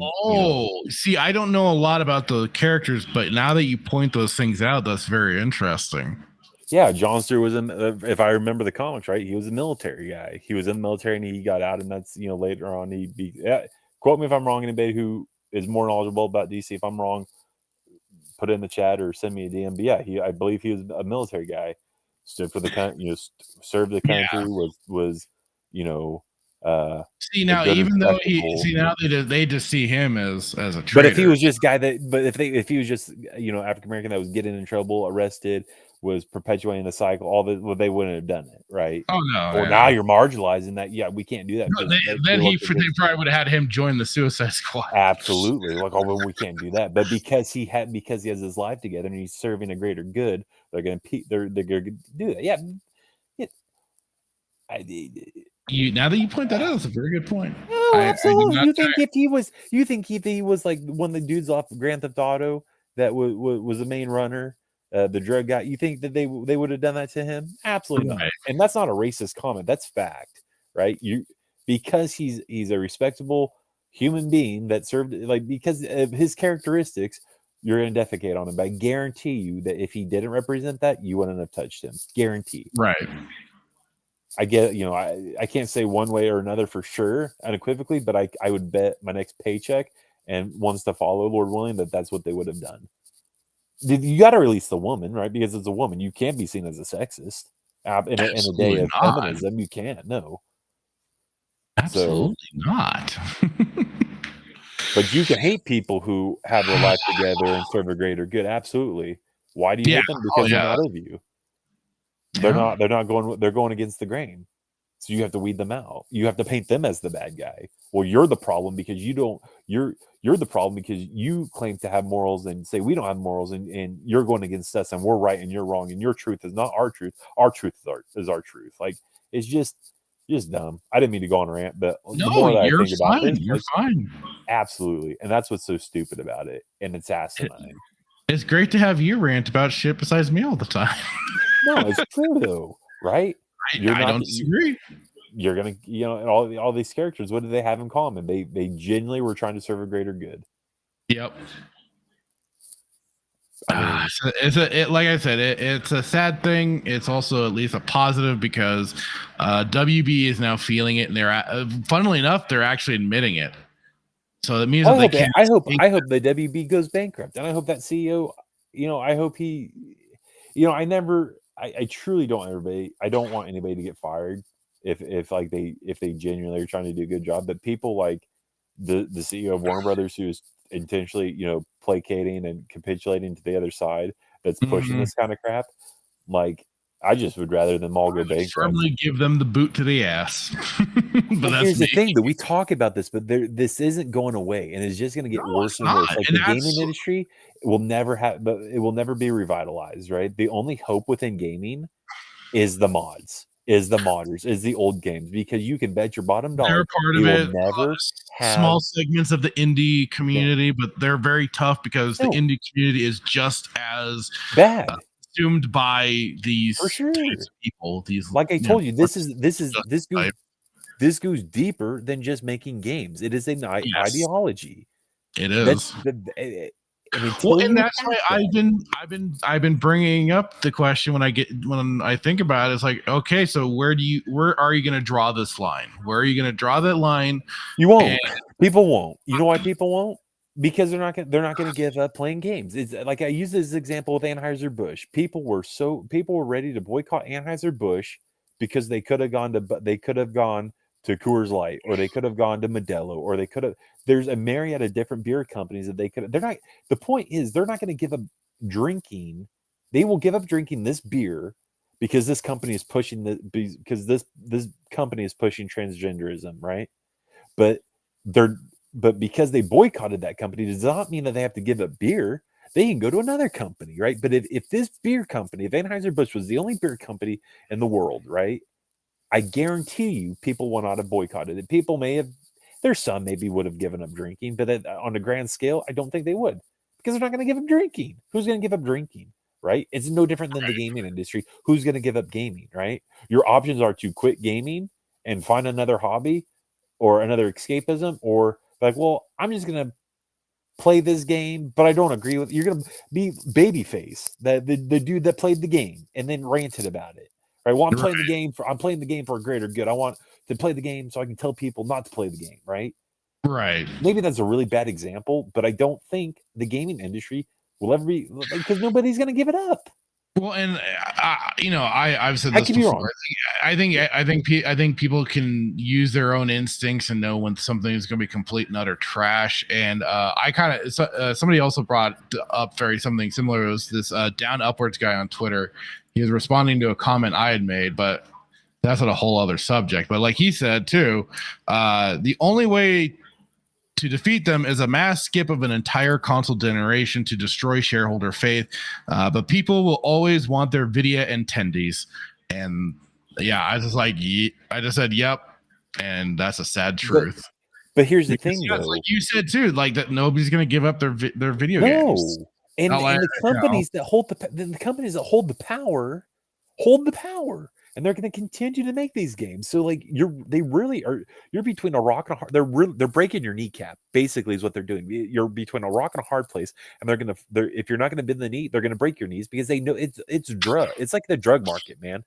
There's an episode. This is a really bad example, but I think it fits, right? There's an episode of Star Trek where two races there's a plague on a world, and the two races have the sickness, but one. I know the one you're talking about. Yes, right. Yeah. So it's it's like giving you hope to. It's giving. What's the old saying? It's like. Give you hope to poison your whole soul. I forget the saying, but it's like the drug. It's a drug, man. And you keep they give you a little bit just to keep you on the edge, but eventually you still keep coming back. That might be a really bad example, but like they hold the power and people don't understand it. And like I said, it's just not a company that any company can go bankrupt, right? But they're pushing the ideology and people are bought into the ideology. They're either bought into the ideology or they're not going to fight it because they don't like conflict, right? Right. Or they don't want to give up they don't want to give up their hobby. And so those are your options, and I don't see it happening. You're not going to defeat it, right? Until you attack the larger issue, which is the ideology. But here's the thing: people aren't going to do it. 15 seconds, I'll yield the floor. They're not going to do it because fighting an ideology means you have to choose an ideology that you believe in, right? It's either you have to basically pick a side. You're either, I'm going to choose to have morals, right? And I have to understand where those morals came from. I'm either going to have to believe in the moral law. If I'm going to sit here and believe in a moral law, that I have to believe in a moral law giver, which is God. And people don't want that's some people will, other people won't. But I think most won't, because if most did, we'd be in a different place spiritually in this country, right? Right. Christianity wouldn't be and wouldn't be a religion that's genuinely attacked more than any other religion. And somebody can say, well, that's subjective, Jay Heyman. No, it's not. What do they do on Easter Sunday this year? That wasn't happenstance. You didn't make Transvisibility Day. You didn't make Transvisibility Day just any random day of the year. You did it on Easter Sunday. That was a direct attack against Christians because that's Resurrection Day. This is the day that Jesus Christ rose from the dead, right? So again, it has to do with the ideology and the belief, right? So that's what it comes down to. It's so much more. This show that we've done this 106 episodes, right? This show has started out as something and it has turned into something more. And I truly believe that you and I are going down a path to where we are now talking about issues that far exceed just gaming. It far exceeds movies. It far exceeds pop culture. Right? Oh yeah, this has been known for This is no different than what Tim and Alora are doing and Tusk and Bob. Like, yeah, it's a show that has to do with everything we love, but the cancer is. Yeah, and we can talk about the cancer that has taken place in it, but we also don't have to participate in it.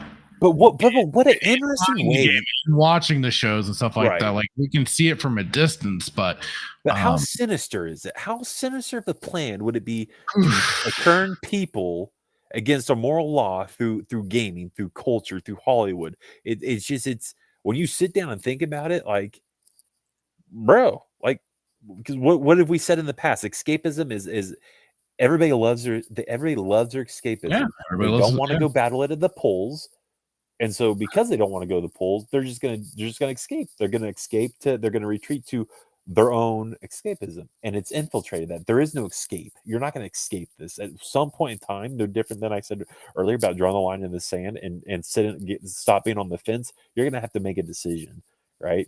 And if this generation doesn't, our kids are screwed. Absolutely unequivocally screwed.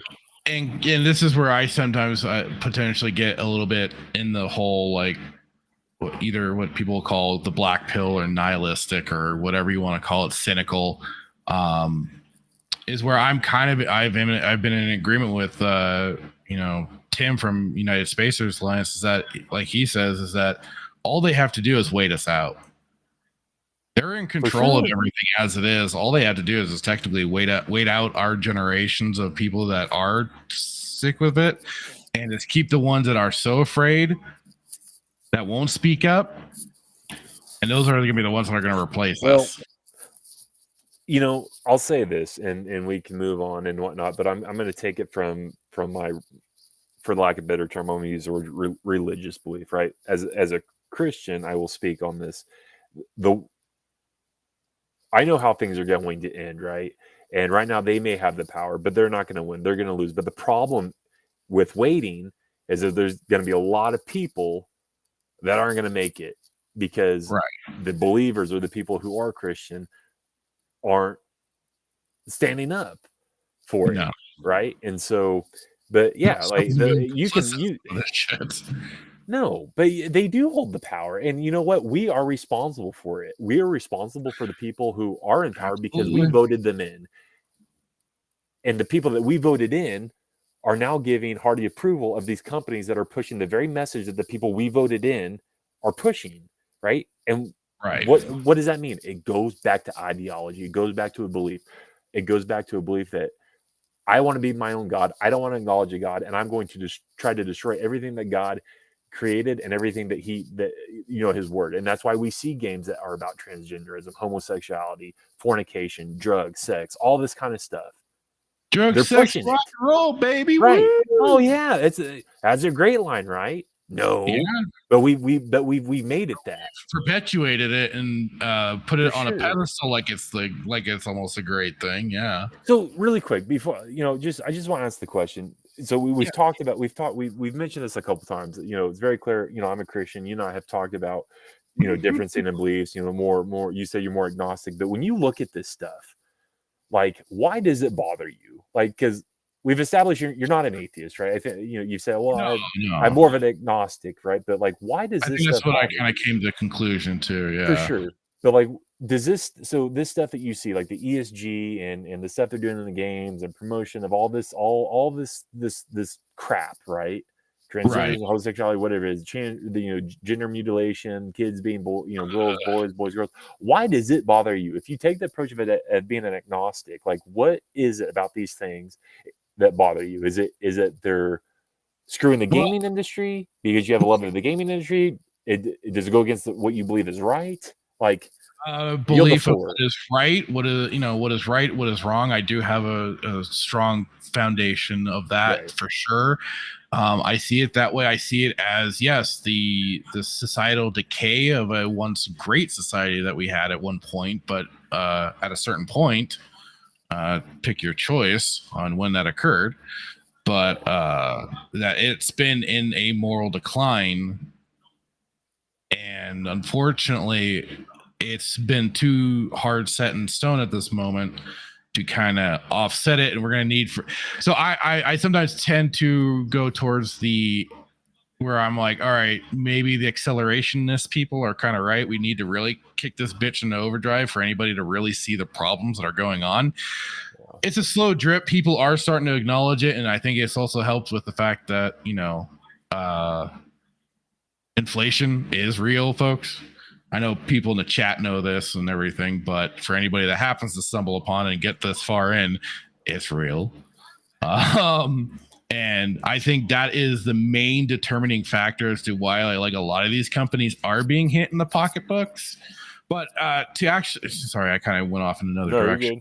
But no, I at one point where I was trying to see things in those kind of positive lights and stuff like that, I've through evidence, through pattern recognition, through not just seeing things as just mere coincidences. I see these things kind of repeating that have happened through history, in not just the more times these same symptoms have happened to other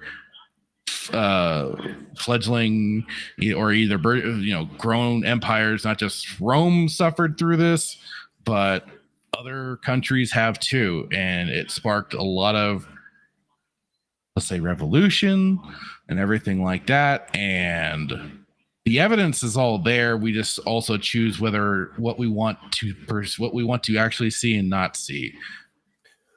And while yes, you have your exceptions to the rules, there are the people that just want to be left alone, live their life, yada yada yada. That only works in this lifetime. Here's kind of the thing: is that sadly, and like you were talking about the way games influence people, and can still influence people. Those lifestyles, those habits, influence people. Yeah, and it's a sad fact. But you do then have to kind of, even like the animal kingdom, know when to exclude some from participating. Right. Or, kind of straighten up and fly right sort of thing too. This is getting really heavy. But, you have to identify problems. And unfortunately, these are identified problems that are just stacking up with it all. Yeah. And it's going to be left up to people to decide, like it is, yes, where they draw that firm line and who keeps letting the line get crossed. And I'm just kind of myself, and I know there's other people out there that are just kind of waiting back, because even if I were to do something or anybody else does something at this present moment with it, they too will get thrown under the bus by their own quote unquote side. Because it's happened already to plenty of people that either spoken out, taken action, or what have you, and are basically villainized, or they themselves are ostracized from society, even though we have people that are literally mutilating kids. Go figure. So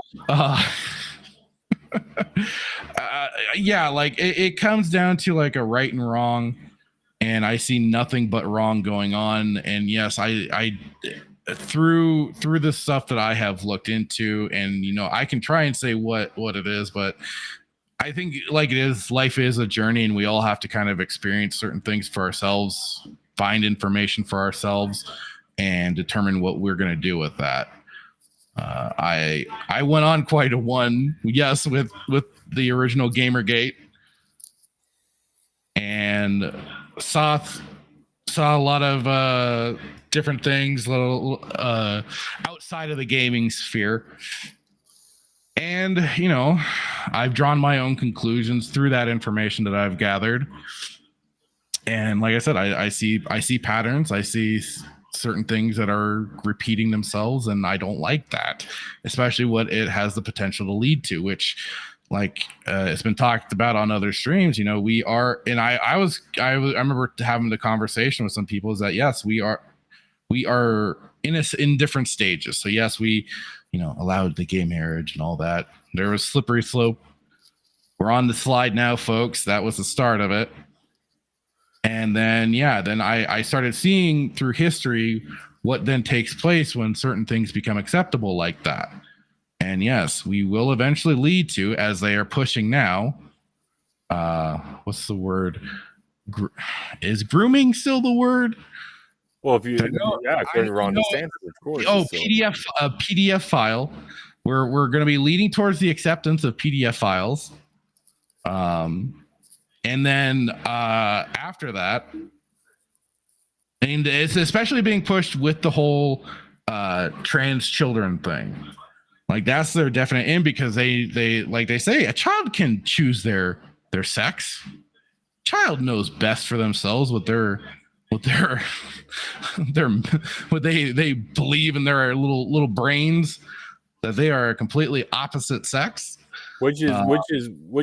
And that will eventually lead, in my book, to that yes, kids can kids can make these grown-up decisions for themselves. And guess where that's going to be going to?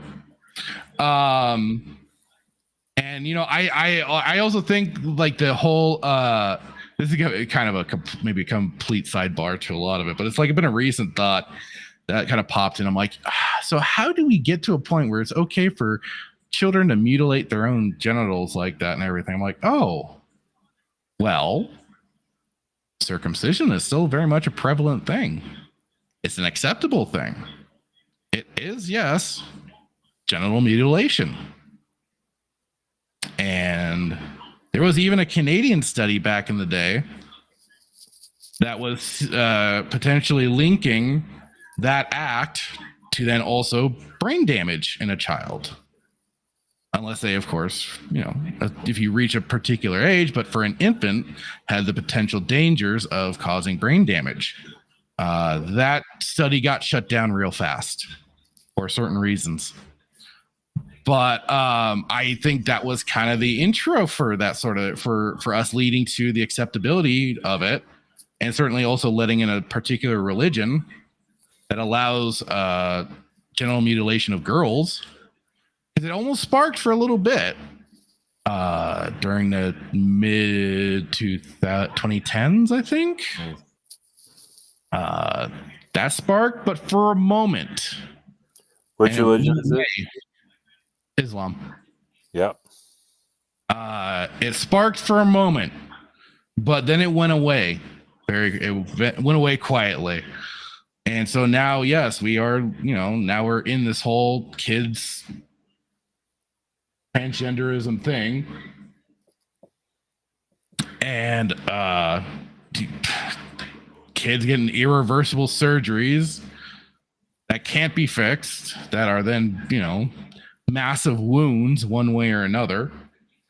If you ever want to see a horror show, folks, go on over to BitChute, find Mr. Medicare's video, How the Sausage is Made. If you want a horror show, there you fucking go. And if you want to see if you want to try and truly believe that, yes, women can be men and men can be women, go watch that and see the horror show that gets done to people to try and quote unquote make that shit work. Well, I posted. So I think I don't know if you commented on it or you reposted it, but I can't. Twitter's not pulling up for me. But it's like I saw this video earlier this week about it was a grown man that was posing as a female on a hospital bed, and they gave a newborn child, like literally just born child, to this dude as posing as a woman. And you can see, yeah, I saw that. You can see this baby just crying, and not because the child understood better what the freak show was that it was being handled to. Right. Oh God, I saw that. That was a sad. And I just. And Spartacus, if you're in the chat, thanks for showing that one, buddy. No, yeah, and he's the one who posted it, and I reposted it, and Spartacus and I share the same, we're both Christians, and as a Christian, I look at that and it break. Not only, and even if I wasn't, like, let's remove that. Like, it's even if I wasn't a Christian, it's unnatural, right? And why do I make that claim? Because for all human existence, women had given birth. There has never been a male that has given birth. No. So, and yes, to Static's point, absolutely. I'm of the same belief. Surrogacy has some major issues. Absolutely. Yeah. But even if I wasn't a Christian, I saw that video. It's unnatural. And it's sickening. And it's also sickening that people are placating to it. They're pushing a lot of envelopes, and like I've said, I'm waiting for, especially like it is. But we can't wait like that to make. Yeah. Well, you need. I hear what you're saying, right? But like, you can't, like, but why? It's like, why? Thing. Like, why? Like, there's not. Like, I guess without going on a whole side tangent here, on my side of the fence, you shouldn't wait, right? Because it's just sickening, man. And it's like, no, it's a tough thing. And that's the whole thing about wanting to do this other, we've talked about doing this other podcast, and I still, like, I posed the question then, and still now, like, I want you on it because like you do bring a different perspective, and we there are definitely some issues that I want, like how I want to structure. You want to kind of bounce off of me and stuff like that. Yeah, I do, because like I said, like you don't. It's like, well, why? Let me just ask the question. I don't know how long we want to go for, but it's like, why are you not an atheist? If you know the definition of an atheist, which is a clear. I went through that period of kind of doing the whole like, hating on religion and seeing it as all bad and crap like that. I think I kind of went through that period for sure. And so, what changed you from being that angsty age, and especially it doesn't help with like media and everything like that really perpetuates it. So you kind of get absorbed in it, and I was born and raised in California. That's kind of a lot of what was going on. Even though my mom was somebody that was very much like, she never shat on religion in any regards, even with like, she didn't she never like blamed like Catholics or whatever for that whole controversy that went on with them. It was more of she took it more as like a people angle thing. Like they just unfortunately allowed in the wrong people, and it turned out the way it did. So, she never was somebody that influenced things like that. She was very positive, and because she had it herself, she was part of the choir and everything, and they did their camping trips and everything with the church and stuff like that, and she had a very positive experience with it, but she never like pushed us in either direction. She let us kind of make that choice for ourselves. So speaking with Mother's Day coming up,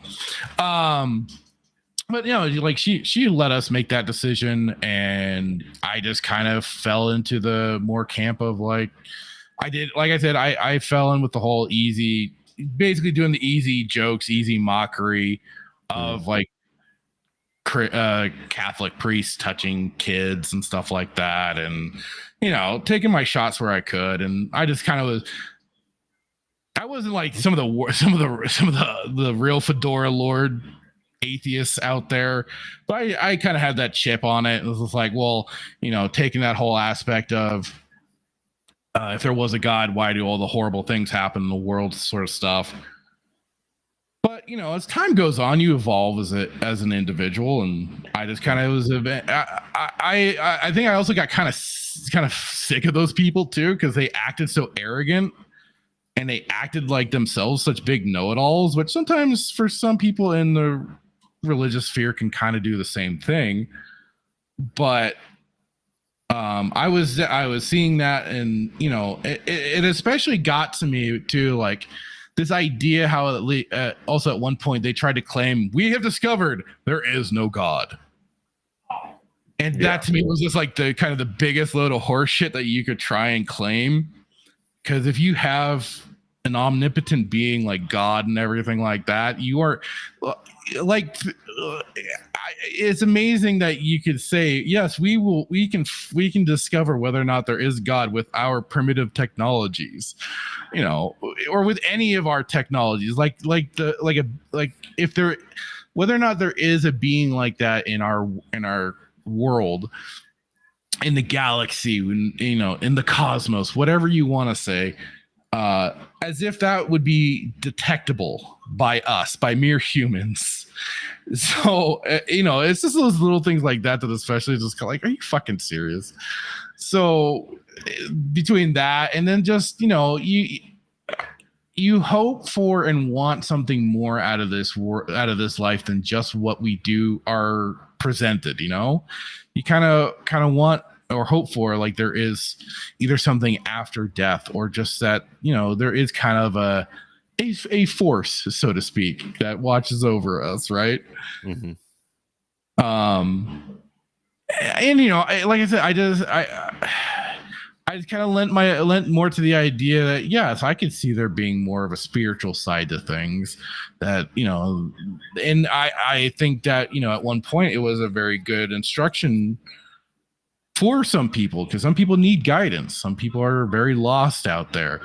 And it was a cornerstone, especially for American society, that I think got people to a better spot in life, and I see the value in that versus basically what kind of the atheism presented, which is just basically a degenerate, sin-filled life of basically, the sex, drugs, and rock and roll, man. Yeah. So, I don't know if I'm giving up an answer at all to it other than it's kind of rambling, but I don't know. It just like it. Yeah, I don't know how else to really kind of go on any more of a tangent than that. Than to say, I just kind of thought it was, I just hope that there's something more out there. Right. And I'd like there to be something more out there. Right. Have you looked? Are you opposed to looking? Like, I'm not we've talked about this. I'm not opposed to looking or anything like that. Right. I just am also still I think you said, well, I don't know. I don't want to misquote you, but if I remember, I was like waiting for God if God's real, wait for him to, because I asked you, I was like, what would it take, for him to show himself or something? I think something along those lines. If I'm misquoting, then if you remember what you said, then tell me. But it's something along those lines of like just waiting for that to happen. And so I think the kind that pearly gate, you're above you're in front of the pearly gates, and that sign of there really is something out there, sort of thing. Yeah. That was kind of I think the waiting game though kind of defeats the purpose of faith. Like, that's all. I mean, I'm sure that I do. Everybody was like, oh yeah, like I want a sign. I want to know that this is unequivocally a thing. But then, if that was the case, then kind of defeats the purpose of having said faith and whatnot. But I think I just sometimes have that little bit of still that chip on my shoulder of where I'm just like I'm not gonna kowtow to any rules or whatever what have you, but at the same time I'm like I'm open to it. It's a weird it's very contradictory, I know. But I think that's what humans are in general anyways. We're very contradictory to our nature at times. We fight against it when it's just like, well, you can actually just kind of sit down and do it. So anyhow, let's get to the chat really quick. Sorry for ignoring you, chat. I'm sorry I'm pulling a raging rhino here and ignoring you guys. Not my intention. We just kind of got into it, and I'd like to let the conversation flow before I get back to y'all. Where the hell? Nerdy Neo had said when we were doing the whole Suicide Squad, blabbering collector, wasn't a fan of Hogwarts Legacy, and she loves Harry Potter. Yes, she's a diehard, hardcore Harry Potter fan, for sure. So, and Static Potterhead here, not a fan of Hogwarts Legacy. And like I said, he said it's so boring. It had a lot of potential too. It had the potential. The groundwork was all there. All they had to do was implement a lot of things, like I've said, from the bully and stuff like that could have leaned into the whole school structure, which just wasn't there. Brandon Tran said, speaking of news within fandom, did you hear Andy Serkis announced he'll be directing Lord of the Rings: The Hunt for Gollum in 2026 alongside Peter Jackson as producer? I have heard about that. And I agree with some people in that it just feels like it's a power grab to keep the IP under their roof. They don't want to let it go, so it's called, hey, let's make this. And that's kind of, and they dragged in Andy Serkis for it. Hey, why not? He apparently wants to. Right shock's even worse than being Californian.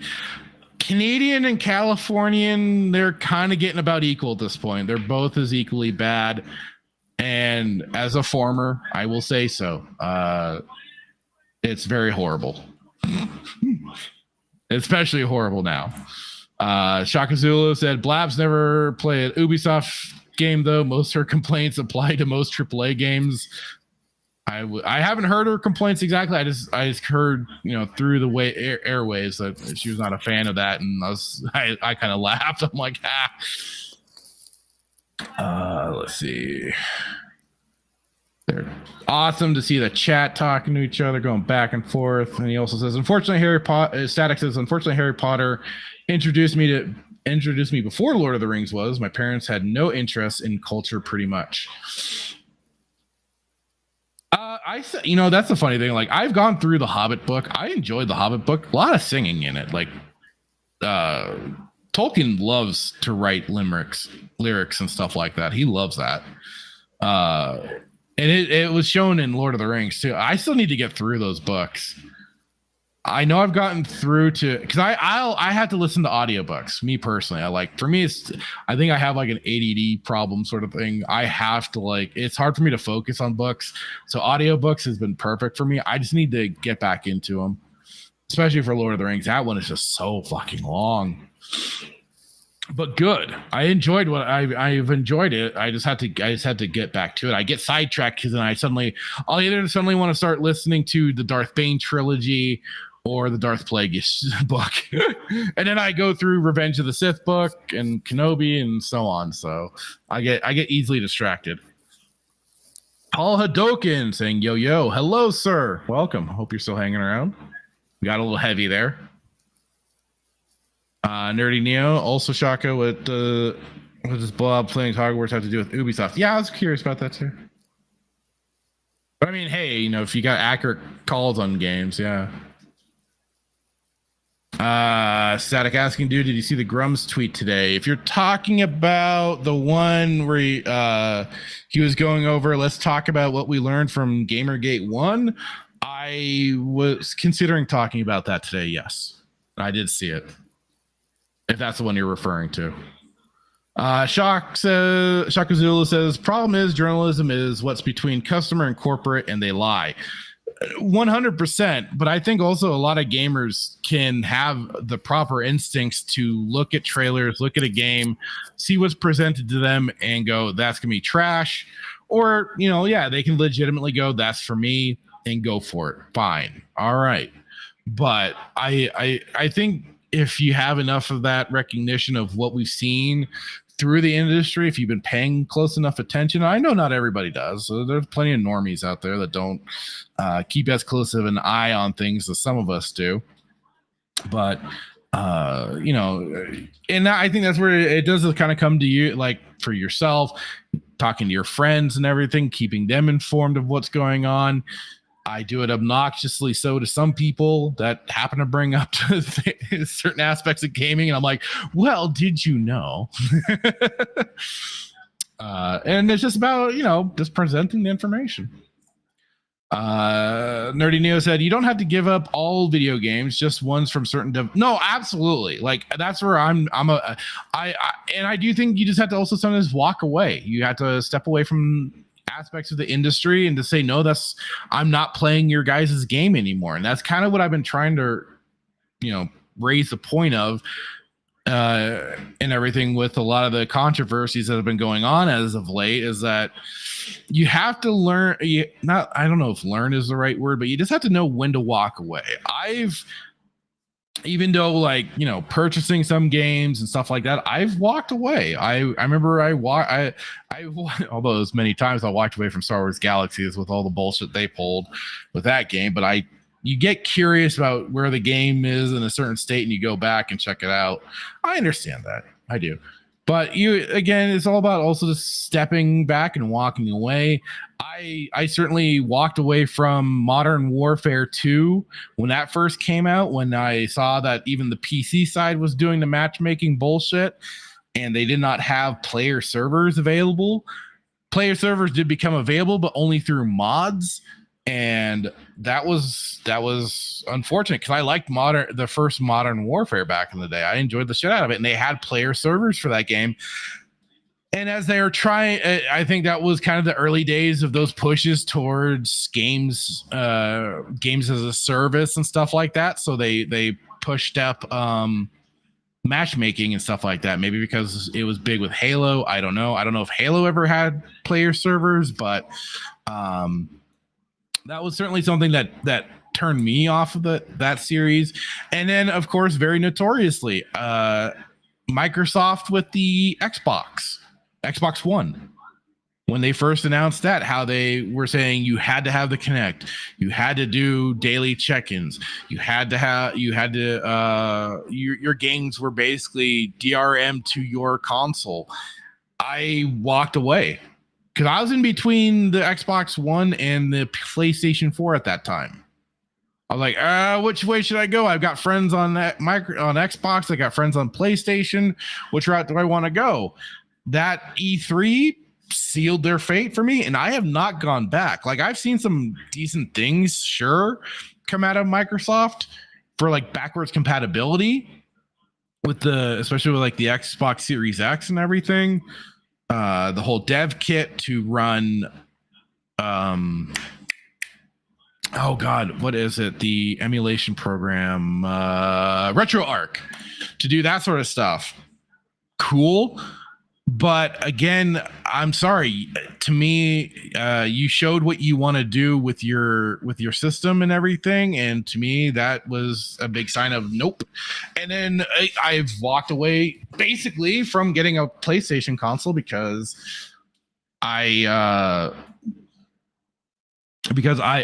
when they for one, they moved their headquarters to one of their headquarters to California.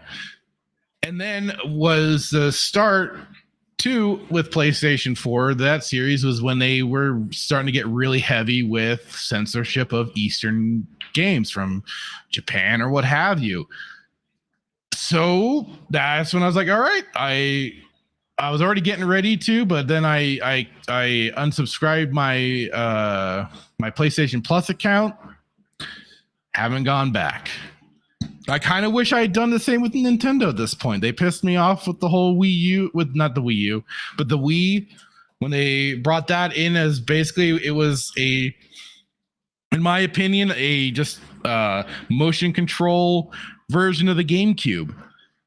And I walked away. I was like, done. But then I fell into the Wii U. I was like, okay, I'll give them a shot. They did fuck all with that system. I stayed away from the Switch from the longest time. I wish I had completely stayed away from it because it's not a bad thing. It's not a bad system, but it's just that I'm also not getting much time out of it, and I wish I just kind of kept away. It was not worth jumping back into it. I think that's just the thing. Gamers have to learn when to walk away from some things, and nobody's really willing to do so. Because like, what they want their video and they want their tendies. Let's see. Nerdy News says, tons of journalists, quote unquote, have said that, but all the research proves the opposite. Oh, that's in relation to this. Weren't some journalists that said video games cause violence? They've tried that, yeah, and then everybody brings up some of the same kind of like case studies and stuff like that to prove the opposite. You know, it's a tough one to prove, but I also think tough to disprove, because I think there are some people out there that are just wired wrong and yes, may cause violence due to certain media stimulus. Nobody likes to hear it, but it's a possibility. Brandon Tran says, yeah, journalists have never played a video game in their life. That's pretty much it. Static says, real easy to get black-pilled on culture just by looking at what has been going on forever with sports games and Call of Duty. Yeah, 100%. 100%. They call it's like Madden and stuff like that for sure. Like just a game a year and everything. It's like FIFA, NHL. It's like, God damn it, guys. Like they never give anything a time to breathe. And I mean, it's so funny too because they're so hard up on doing DLC and crap like that. It's like you'd think they would keep propping up a game. I guess the one small thing is that with like Dragon Ball Xenoverse 2, they have not tried to make a third one yet. They're just kind of still building off of Xenoverse 2, and I'm like, I'm kind of okay with that. I would like some improvements to it. I think there could be. I think there very well needs to be certain improvements to like the transformation system and stuff like that, but otherwise, like I'm pretty solid.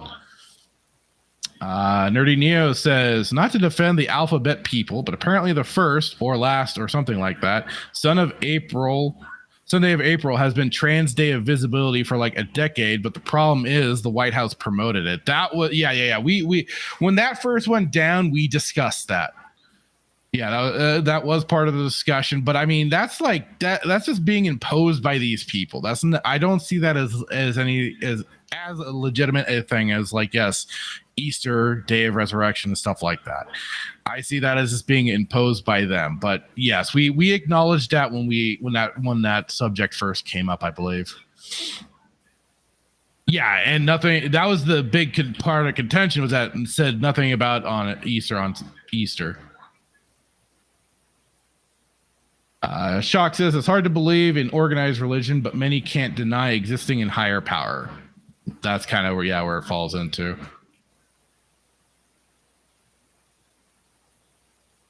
Who the F calls it a pocketbook? I don't know. You do. Me? Wallet, pocketbook. Did you? Did you not call it pocketbook?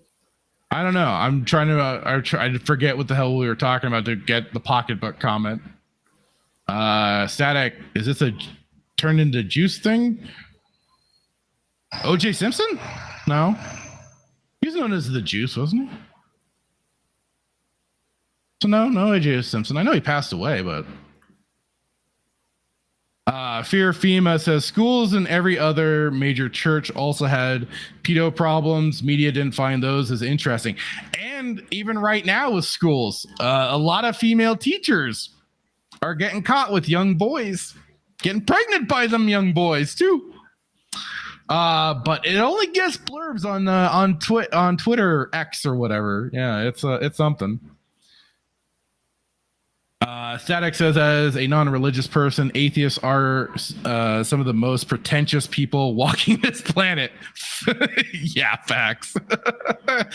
They can be very, very obnoxious.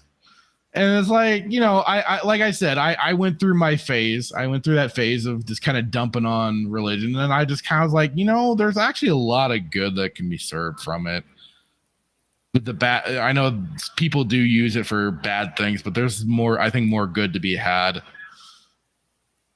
than that. So that's where I just kind of like, yeah, you guys are kind of a bunch of dickheads.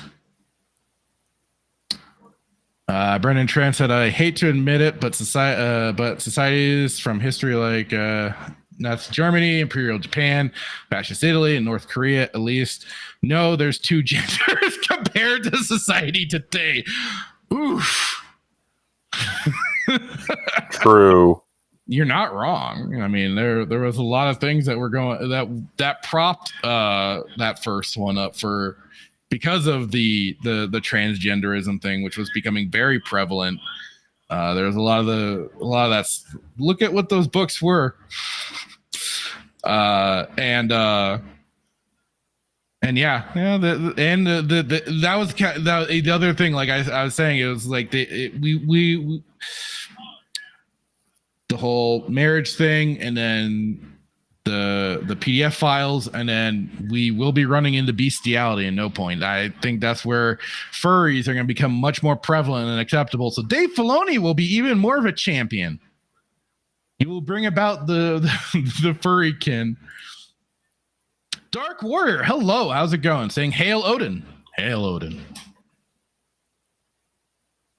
Nerdy Neo quote, we've proved God isn't real. Who do you prove a negative? How do you prove a negative? Yeah. Media Advocate Tone, hey, welcome back, sir. Saying, hey, Fracture Field, got home. Hey, I hope you had an enjoyable time with your family and everything for the early Mother's Day celebration. Or you said it was Mother's Day, so that's cool. I said never got into Harry Potter. I think it's badly written. I listened through the audiobooks and everything for him. I enjoyed them. I kind of liked them. I did like them. I thought they were good. I thought they were enjoyable. Did a good. I just think now, like, people have gotten really out of hand with it, like anything else.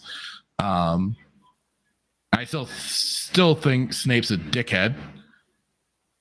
I don't fall into this whole, oh my god. No, he's a dickhead. He should have died much sooner. Fuck him. Media Advocate Timon, Lord of the Rings is superior. Oh, absolutely.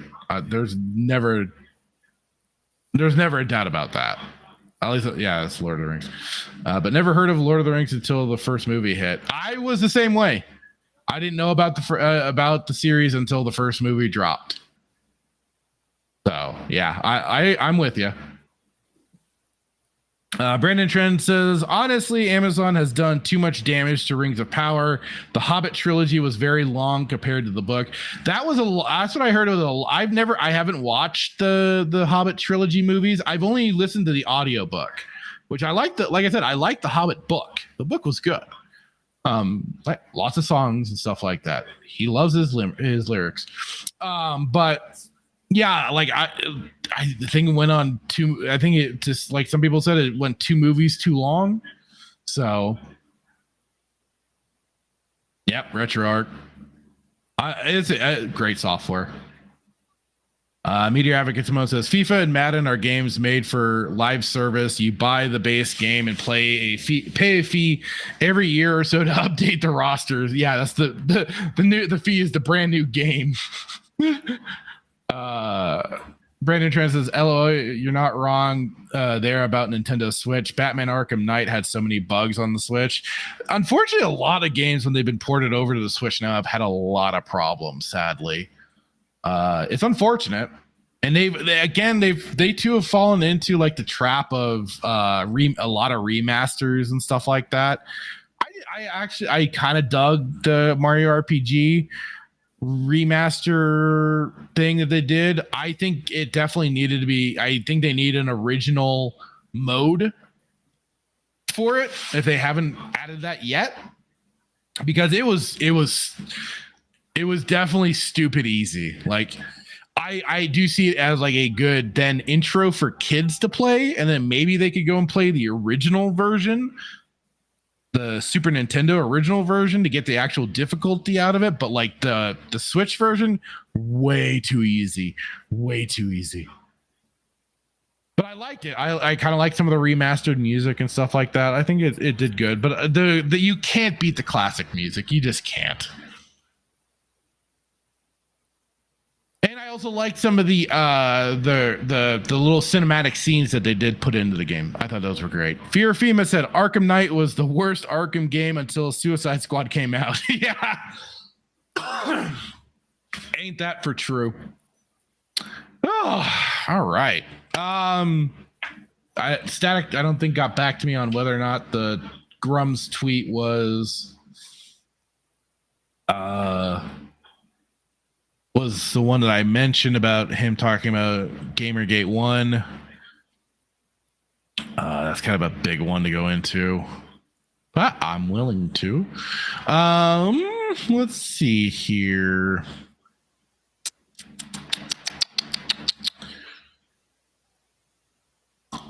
God, because there were so many topics that we missed over our time, and I was like, oh, where do we? Okay.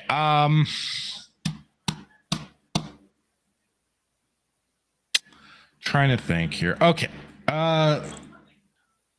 So you've been completely disconnected from the internet, right? Like when you were off on vacation, you were just completely out.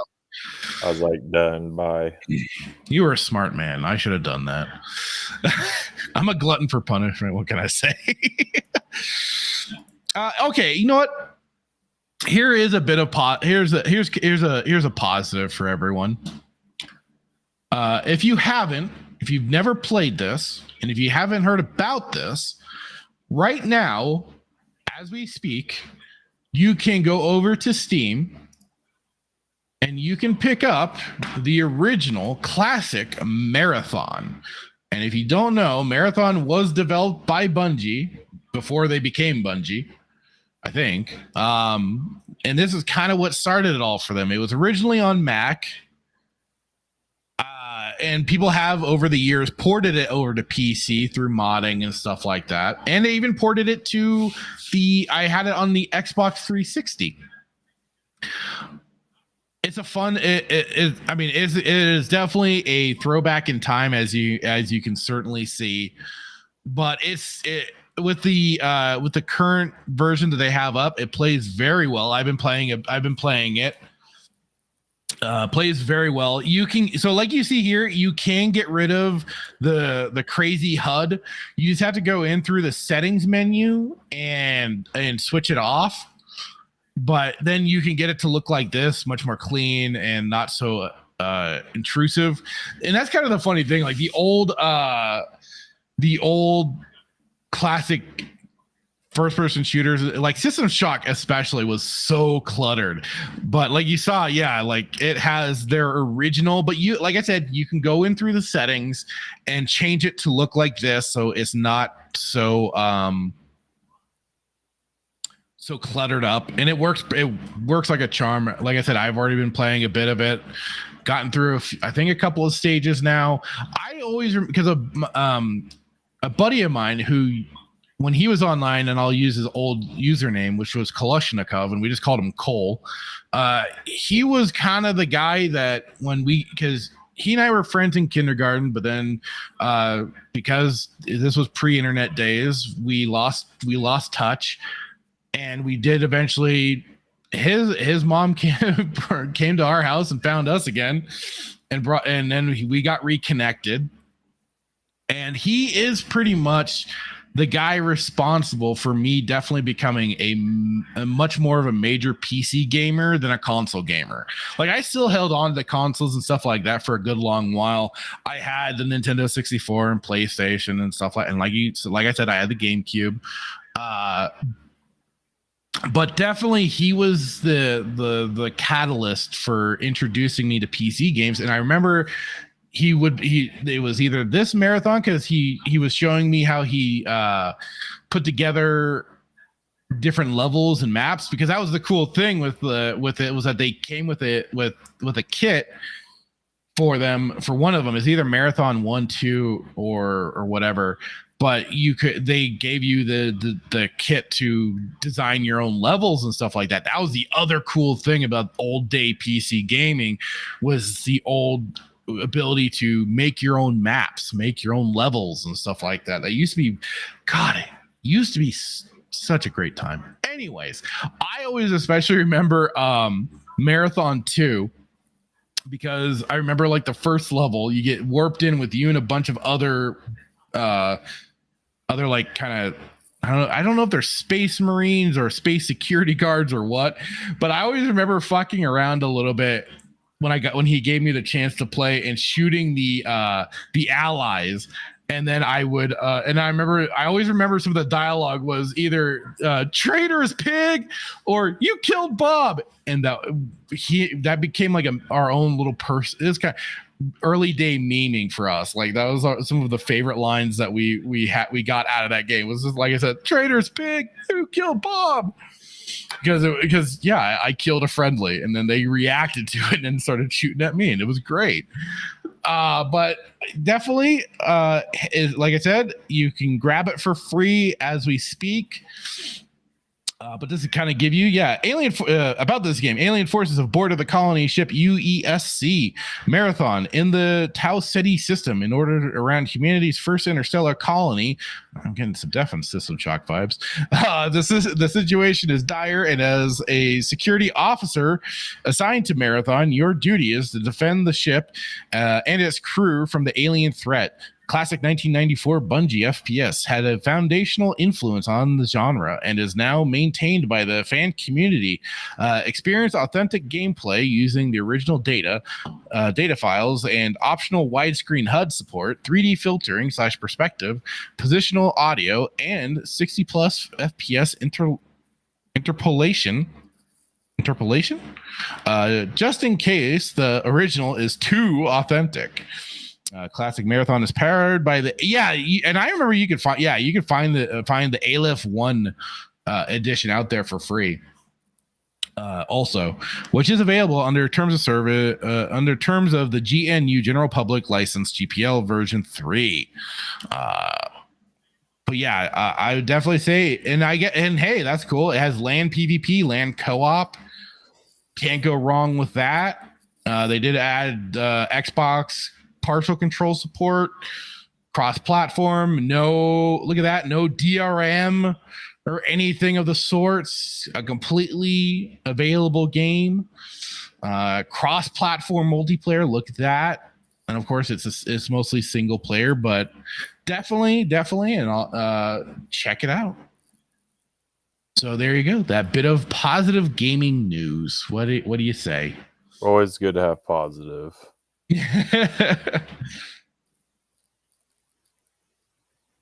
Oh, Fear Fema was talking about Arkham Knight for the UI cluttering. My bad. I misinterpreted it.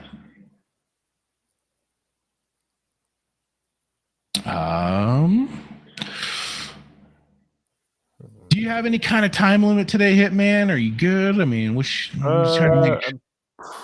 probably sooner rather than later hop into Stargate, but I'm okay on time for right now. Okay. So chat, who's ready? Are you ready for some Stargate? Those usually gets rid of a lot of people, but who's ready for some Stargate? Because like it is, we don't have to go into every goddamn piece of news out there. I don't mind. Something for next week. And then there's that aspect too, which who knows what you'll pop up next week too. There's always something cropping up nowadays. We're definitely in the full-blown mode for it. But I will start sending out the invite. I don't know if Nerdy Neo's gonna be up for joining us this week, but I'll shoot it to him.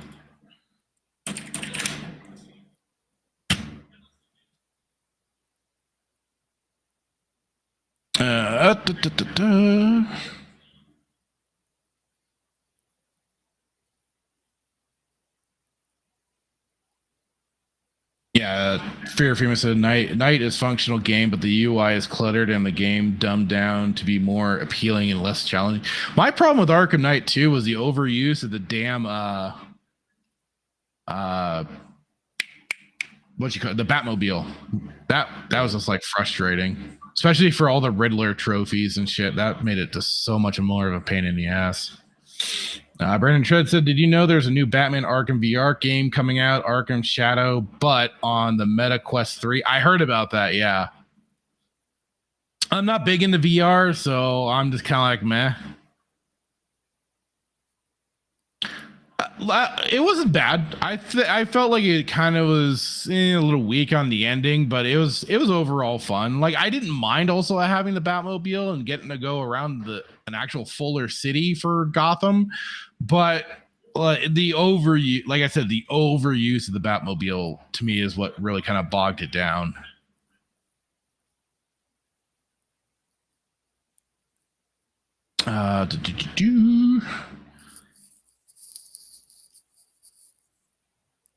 See, Nerdy knows that I played Asylum a couple years ago and City earlier this year, but been a long time since I played Night. Need to play it again. Yeah, I'm gonna need to play that too.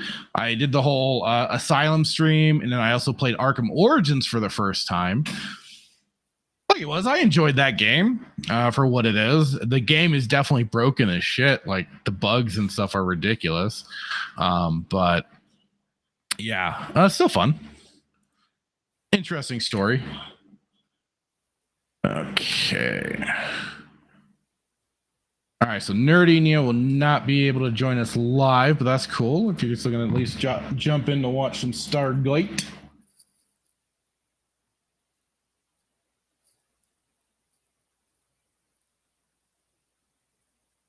All right, I'm in the Discord. I haven't seen Spartacus. I don't know if he's gonna be up for it, but I'll shoot him the link anyways. And if anybody else, if you want to join, let me know. I will throw you the link, and I can also throw in the Discord for you to watch along. Grab that as well.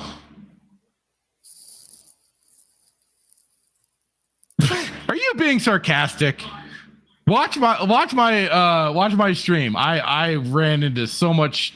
So that game is so goofy. Like they clearly cobbled that together. That was like an Obsidian style game where yeah, they're mimicking it well enough, but like there's still a lot of goofy shit that happens. The combat, oh my god, the way the enemies would just fly off into the sunset sometimes was hilarious, or just right up into the ceiling or anything like that. It was funny.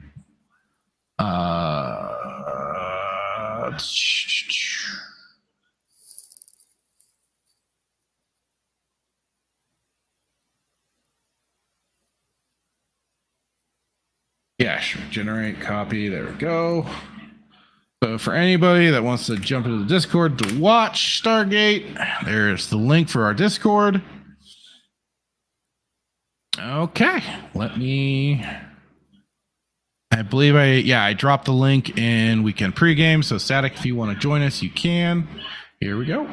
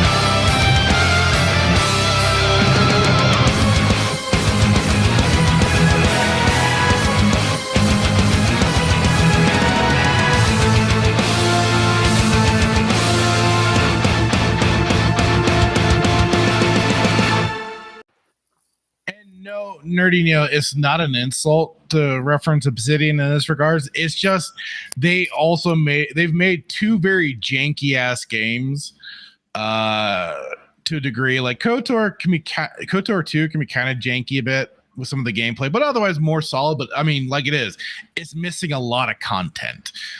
Fallout New Vegas, yes, story-wise, fantastic game.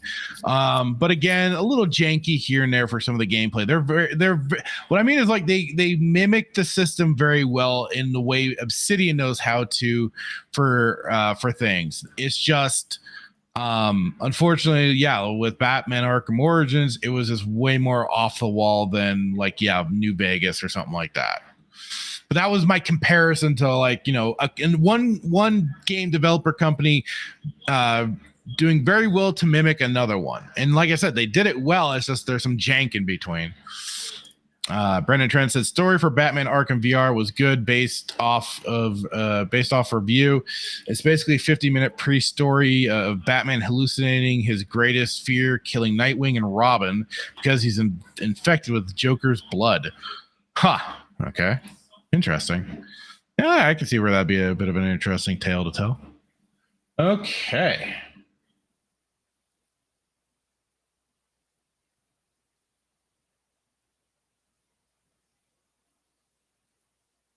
There we go. Yeah.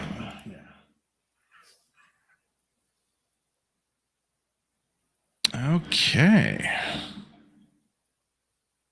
Let me know if you're hearing the kitty.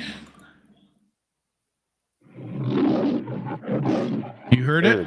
Heard the kitty.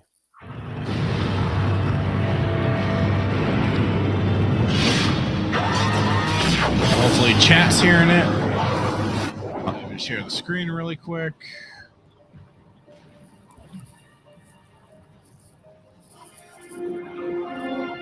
This is episode 17, Enigma. Or 16, depending on where you're watching it.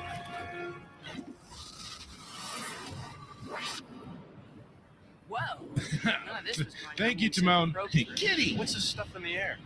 Ash. All right, Daniel, dial it up. Get us out of here. No argument.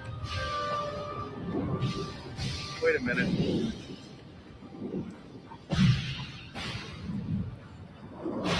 There's something out there.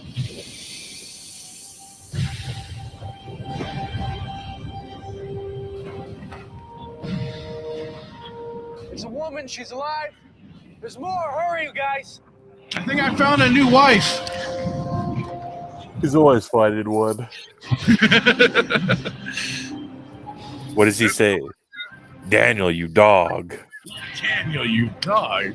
At this point, you'll have a woman on every planet. It's just like Pompeii. Everyone died of suffocation before the lava started to flow.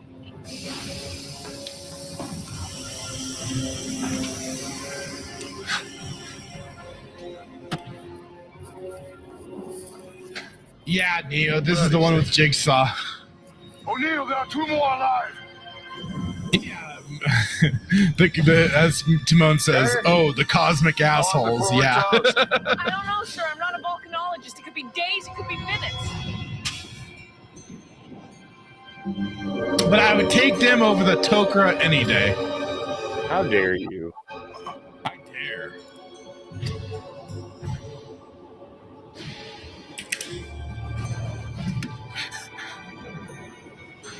Don't help us.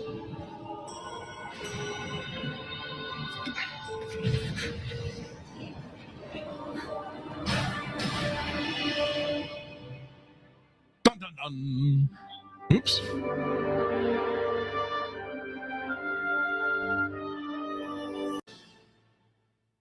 Don't need to hear the theme song a second time.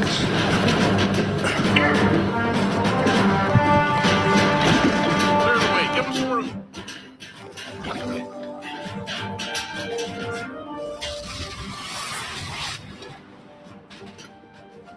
Let's go. You okay? Oh, you're getting to the Tok'ra now? Nice. Like I said, I can't stand those assholes. Colonel O'Neill, what happened? We encountered some very severe volcanic activity, sir. Who are all these people? We don't really know, sir. They were all dead and dying around the gate. The air was highly toxic. And hot. You better have Dr. It's so hot fire feeling hot, hot, hot. Yes, sir. You evacuated 10 people from an alien planet, Colonel. Dr. Fraser says they're all human. It looks like they're going to live. This was one hell of a rescue operation. Thank you, sir. There were no buildings in the area of any kind? No, sir. We don't know how far they walked, but it looked like they were trying to make it back to the Stargate. What do we know about these devices they were wearing? Well, they all emit low levels of radiation, indicating an operative energy source, but there is no circuitry, moving parts, or chips. We've never seen anything like it. I thought at first that they were from a parallel culture, but it looks like they might be way ahead of us. We've determined humans on other planets originated here on Earth, right? Yes. Then given our present state of technology, could they be ahead of us? Yes. We'd be colonizing space right now if it hadn't been for the Dark Ages.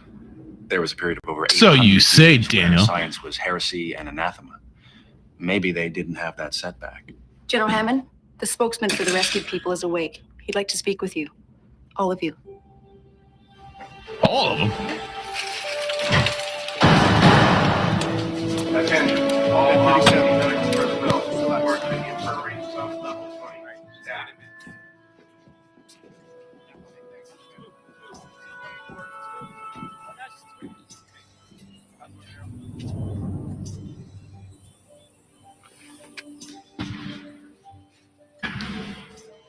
Jigsaw is not happy with them. I'm Major General Hammond. This is Colonel O'Neill. Jack. Samantha Carter. Daniel Jackson. What is this place? You're on a planet called Earth. These people say... Welcome to Earth! Could be further from the truth. Well, unless I missed something, you're better off here than you were there. There was a rescue transport on the way. Well, half your people were already dead. I don't think it would have gotten there in time. Perhaps that's more of a problem for you than it was for us. Beg your pardon? I find it unbelievable that anyone so primitive could have deciphered the gate system.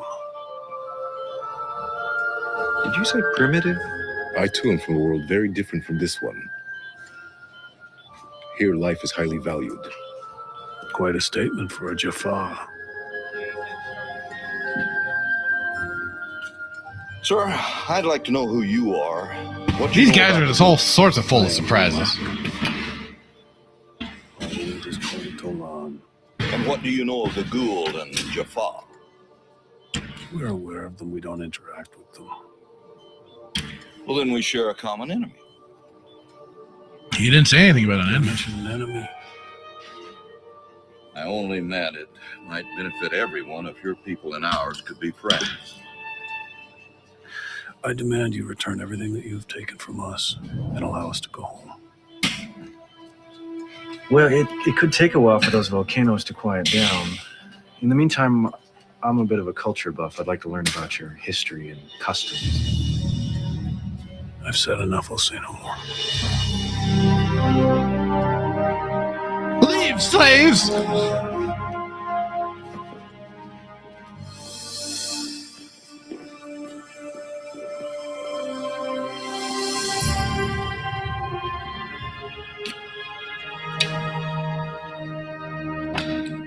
Uh-oh. One of them's got the Samantha bug. Captain Carter, I want you to monitor the situation on Tolan very closely. As soon as it's safe there, I want those people gone. I want him out of here, now! The Hammond Bush has spoken.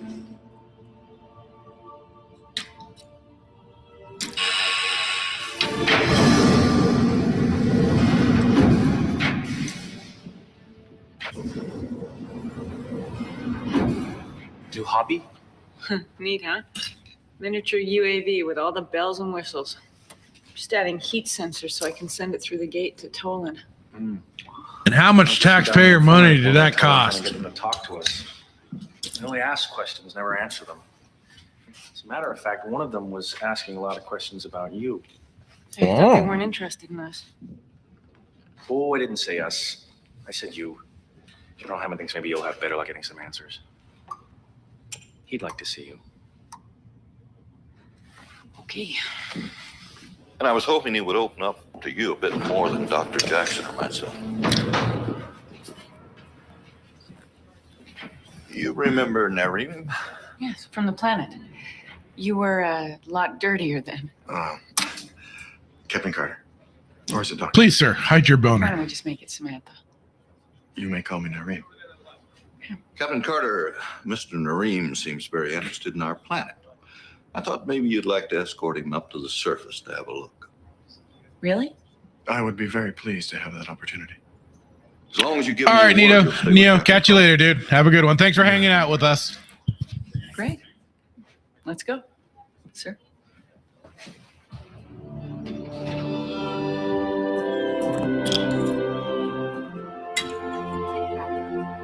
Oh, no, catch you Tuesday, right? For the top 5 Star Wars games. I'm looking forward to it. I wanted to tell you that I'm glad to be alive. So are the others. Good. Thank you. Looks like your high school science teacher, huh? Nice. You can tell him yourself. No, I can't. Or was he? I shouldn't be talking to you. Why not? You know, back on Tolan, I thought I was dying. I heard your voice and managed to open my eyes, and when I saw you, What? an old superstition. There was a time before reason and science when my ancestors... Awesome. Looking forward to it, dude. Nonsense. Catch you later. Like the Shermau. The story goes that if a Shermau appears at the moment of death, she will take you to her dwelling in the stars. Ah, we call them angels. Then you still believe in them? Some of us do. Ours were reported to be quite beautiful. And when I saw you, well, you seemed to fit the description. The first of Sam's And I learned boyfriends. from Dr. Jackson that you're also a brilliant scientist. Wow. I'm afraid I asked quite a few questions. Curiosity. It's a quality Omok doesn't seem to share. Can you tell me something about your world? Is it permitted? Omok's kind of a dick.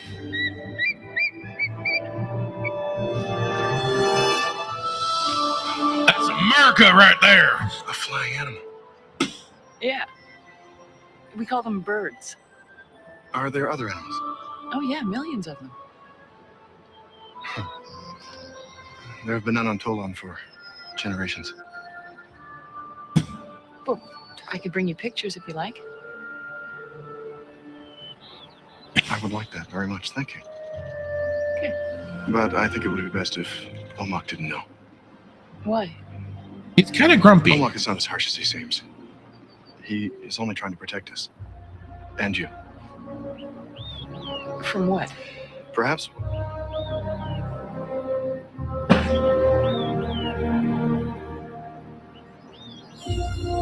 Perhaps we should go back.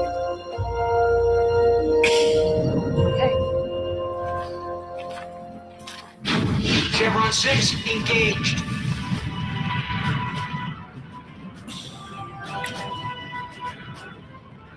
Chevron 7, locked. Launching UAV in 10 seconds. 9, 8, 7, 6, 5, 4,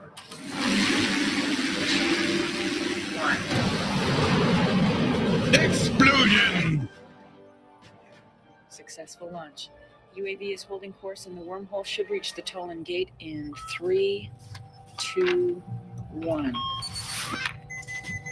Temperature, ground, 1700 degrees Fahrenheit. Air seems to be in pockets ranging from 1500 degrees down to 200. Sounds like LA. If the heat doesn't get you, the atmosphere will. It's mostly pyroclastics, basalt, ash. Person could suffocate very quickly. How long before it cools down? I don't know, not anytime soon. Doesn't look like it'll matter anyway. That lava's flowing straight toward the gate. Computer predicts that at the current rate, the gate will be buried in a couple of days. Yeah, looks like we've got some guests for a while. Are you absolutely certain? Yes, I'm sorry. Then nature succeeded where we failed. What? You were going to seal the gate? Tolan is a world in cataclysm. Evacuation was complete. My team stayed to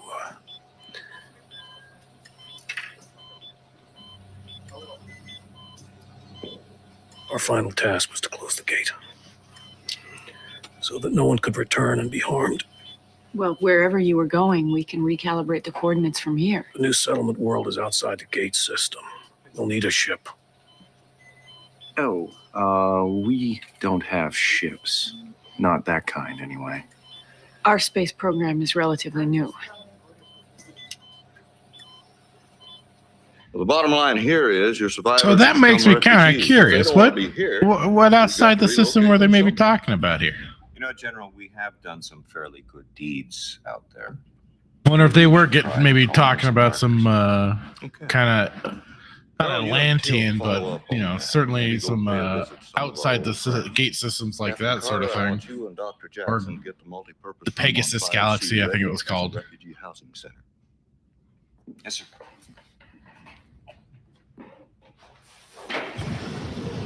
As an act of good faith, we're returning the devices you were wearing.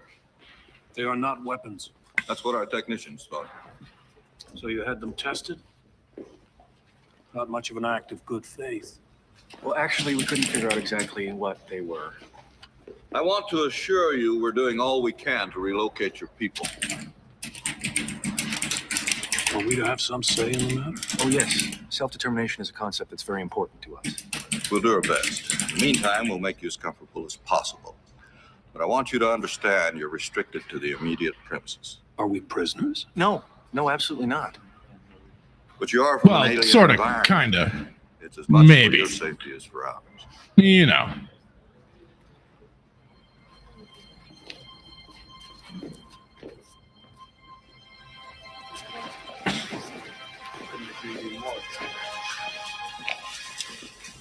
Hey, how you doing? It may sound ridiculous, but I have no idea what to do with these items. Oh, well, our sleeping platforms adjust automatically to our body temperature. They don't come with accoutrements. It's okay. I'll show you. I brought you some things to take a look at. Get it, you're advanced. You don't have to keep rubbing it in, guys. Jeez. You're welcome. Oh, we've got our self-heating bed You here. might like to see this first.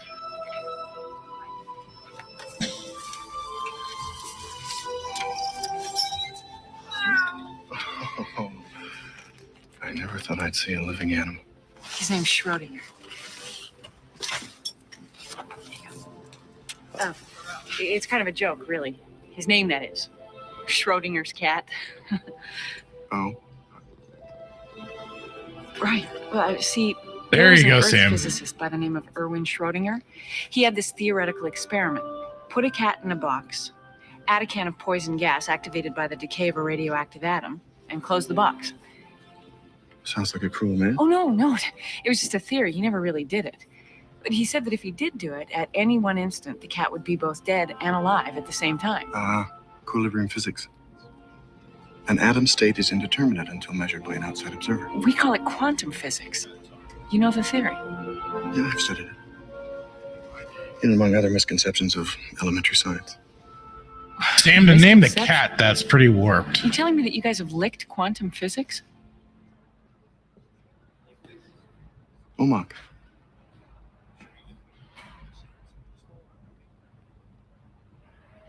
I'll come back and help you with this later.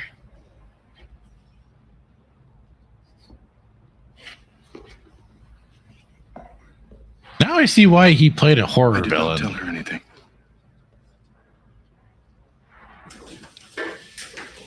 You set up a meeting with Tupelo for 0800 tomorrow. Colonel O'Neill was correct. Many of the worlds we have visited are eager to be of service. People, we have a problem. Your refugees seem to have escaped. Escape? How'd they get past the guards? You can ask them that when you find them.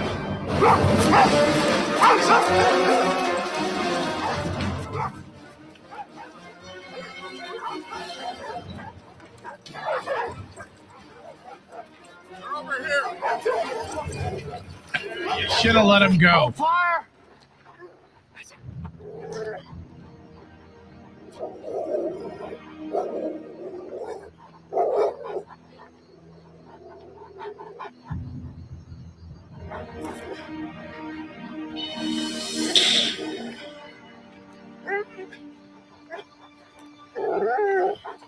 Yeah, I just should have let him go. We're merely observing the stars. Well, you're all gonna have to come back in now. So we are prisoners. Any idea how they got past the guards, sir? None. The surveillance video in the multi-purpose room was exposed to some sort of interference just as the escape was taking place. Convenient. Can the video be salvaged? Maybe computer enhanced? We're trying that. Is that right, Meantime, we Timon? should get this show on the Saying road. Schrodinger's uncertainty principle is more boring than the cat experiment. Huh.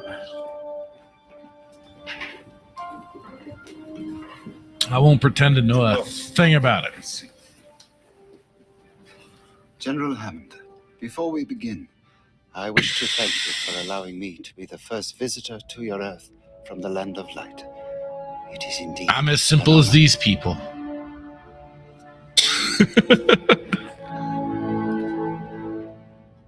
These people. The people from the light. land of light is a world of eternal brightness where fertility abounds. Our farms produce rich harvests. Our rivers are blessed with fish and fowl. We would be honored to share our land with your people. You have no idea who or what we are. We know that you are in need. I'm an immeasurable and that you dickhead. are here among those who have proven themselves our friends. Oh, did you? Meter Timon saying, but I nailed it at physics exams at college. Nice. You big brain. Me, small brain. Unacceptable to us. Me, back to ape man. These people are even more primitive than you. Oh my shooting's fire! They ain't wrong. Noreen, can you tell me why Omak is so, Obstinate? The nearest planet in our solar system was called Sarita. When we began to explore space, we learned she was inhabited. Did you make contact? Yes. When we thought they were sufficiently advanced. They were on a level very similar to yours. So what happened? We offered them a device to produce unlimited productive energy. And they used it to make war. Good God, y'all. How bad was it? In one rotation of our planet, they had destroyed theirs. One day? The destruction shifted our planet's orbit 0.3 decana. Enough to begin a chain of events that made our world unstable. So that would explain why he's so afraid to give a society like ours any of your technology. Yes. Tell me, What were you really doing outside last night? Omar spoke the truth. By studying the position of your stars, we were able to calibrate the distance between Earth and the new homeworld. It is very far away, Samantha. Too far to hope for a ship in our lifetime. Have you ever thought about staying here on Earth? I would gladly stay. If only to spend more time with a certain inhabitant of this planet.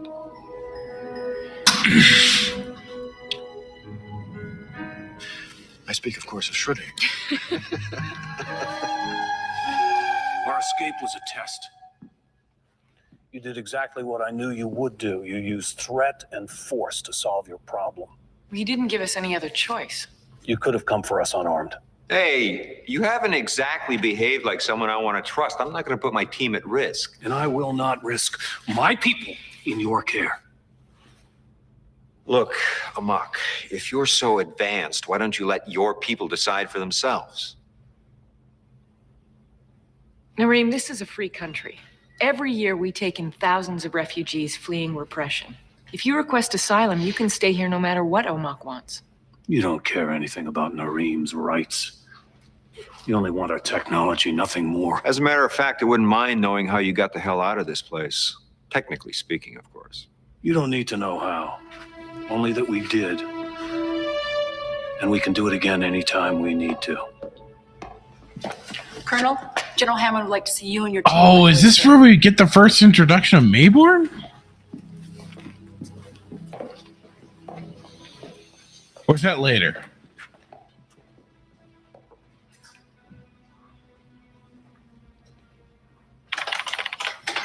We've managed to augment the surveillance video from the multi-purpose room in some of the corridors with computer enhancement. Oh, wait, no, maybe that's a different guy they bring back for this.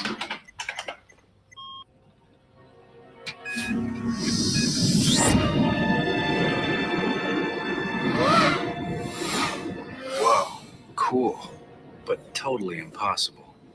Well, only from the perspective of our limited science, apparently. We have similar video of them passing through an elevator door on a wall. Peter Advocate Simone says it's the basics to understand electrons. Then you go to black body radiation and valves. Huh. Colonel Mayborn, sir. NID. That is the first introduction of Mayborn. What happened to Kennedy? Promoted. I took his place. Promoted. Talk about failing upwards. Colonel O'Neill. I read about your conflict with Colonel Kennedy in his report. I assure you, such an attitude will not prevail with me in either direction. I sense that. Good. Would you mind telling me exactly why you're here, Colonel? You didn't get my advance.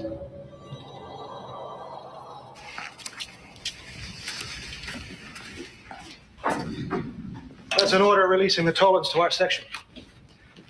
You're to be congratulated, General. The Stargate program is finally paying off. This was quite a coup. Excuse me? These are people we're talking about. These people do have rights, you know. Under what nation's jurisdiction? Exactly, Meteor Advocate Simone, our favorite little asshole. I beg your pardon. It is kind of funny how they managed to take this character like Mayborn and keep him through the series. He's an insufferable twat for quite some time, but like slowly but weirdly, surely he kind of grows on you. And then him and his interaction with O'Neill and stuff like that, I think that's where especially it comes in. Especially later when he gets kicked out of like NID or whatever it is. Why don't you ask the airman outside to show you to our guest quarters? That's okay. I'll wait. That wasn't an invitation. It was an order, Colonel.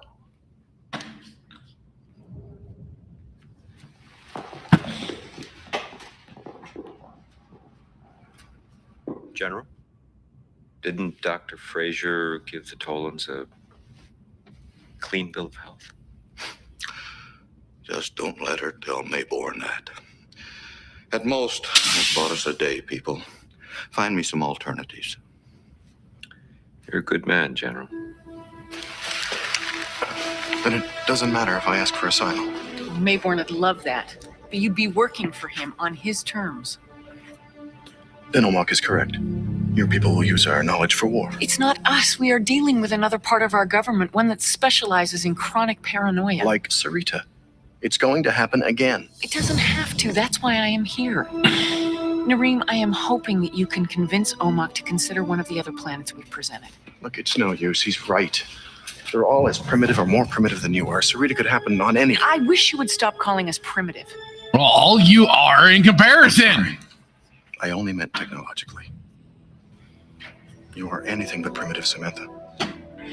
What your mind doesn't know, your heart fills in. I don't know what that means exactly, but it's beautiful. Which is exactly what it means.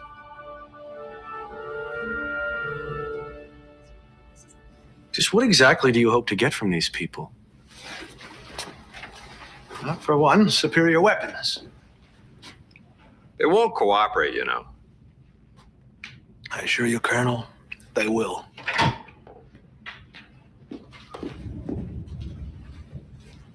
I just hung up from talking to the president. I guess Mr. Mayborn has been talking to him recently. I did tell you I had his ear, General. Colonel Mayborn has full authorization to relocate the Tolans immediately. Of course he does. To where will you take them? To a secure community here in the Rockies. Nice little community with high walls, guards, maybe a little barbed wire. They're a valuable asset. They need to be protected. Nice, forced intellectual labor. And life imprisonment. These aliens will live a better life than most Americans. They'll have a great view, the best Unlimited food, power. Everything they need. Exactly. Everything except a life. You know, the Pentagon intelligence, that I can understand, but the president? I voted for him. Colonel, have the Tolans ready Sucker. for transport at 0600 tomorrow.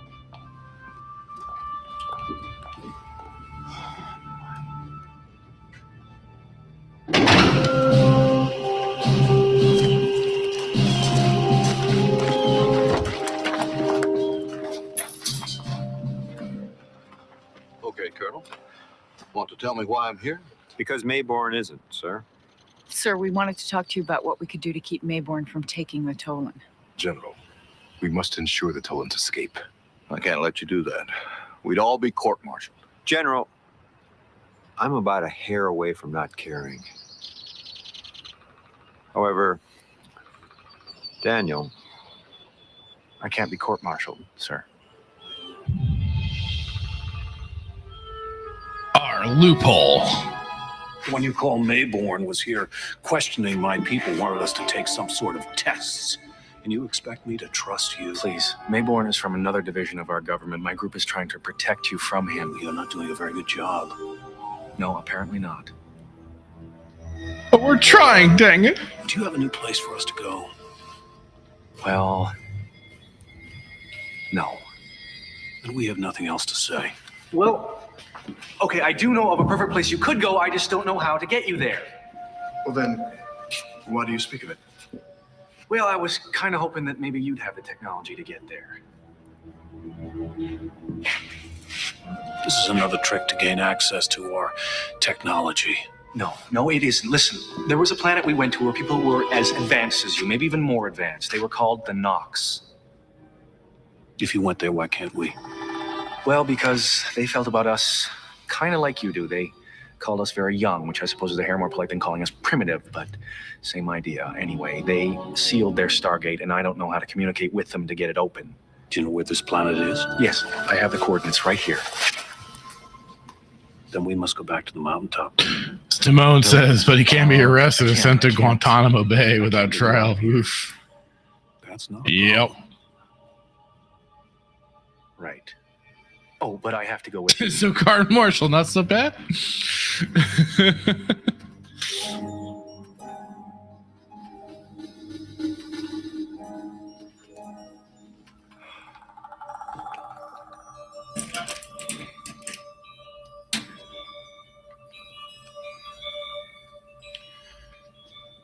Give me your hand. What? We're gonna go and play a hopscotch. Come or not?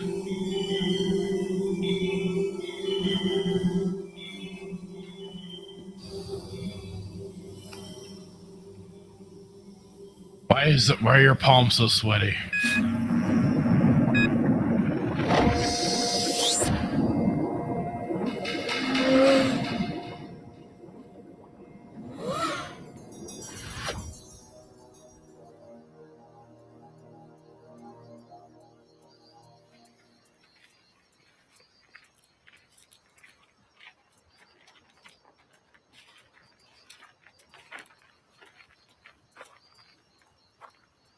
The coordinates.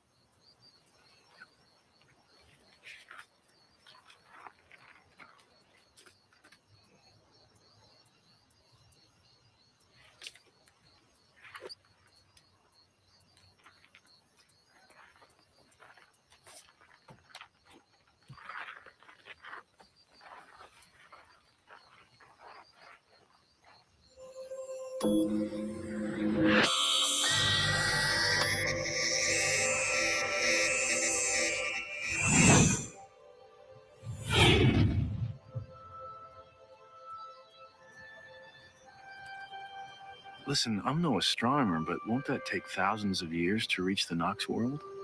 Why would it? Well, that's just a laser, right? I mean, light takes a long time to travel that far.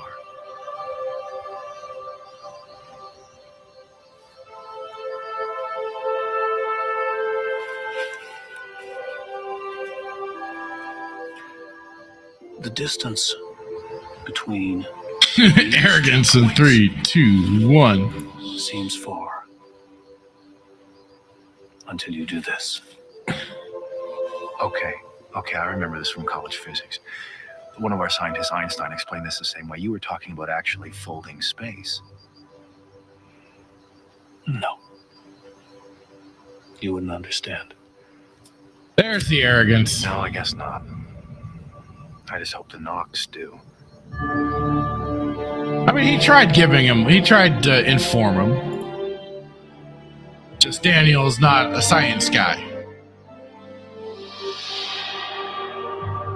And was probably the perfect person to send him out there, so then we wouldn't get an actual explanation from him.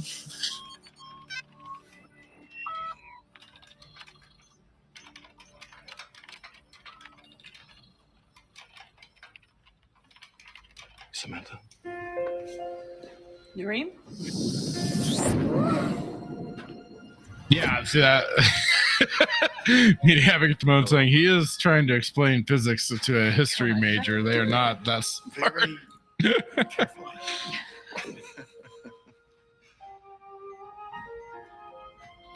I have come to say goodbye. I think that, like I said, I think that was partly intentional so that then they aren't having to fully explain it within the show itself, because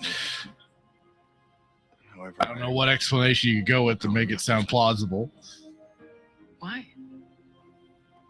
Because as of tonight, we will never meet again. Oh, come on. You forget about me in a heartbeat. I thought you felt that way. That is why I brought you this. What is it? You have audio and visual recording devices, yes? Yeah. This one records emotions. My feelings for you. I have warned It is like what you would call a mixtape. How does it work? Touch the red triangle.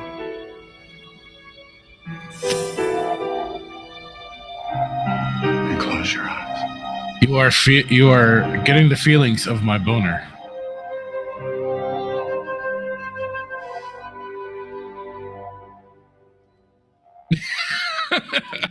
Also, yeah, very true, Timon. Daniel is quite an exception since he's not a raging commie. Yeah, he's like the old school historian buffs and stuff before he didn't fall in line with the commies. We have a custom. So what's with the 3 seashells? That expresses more than words.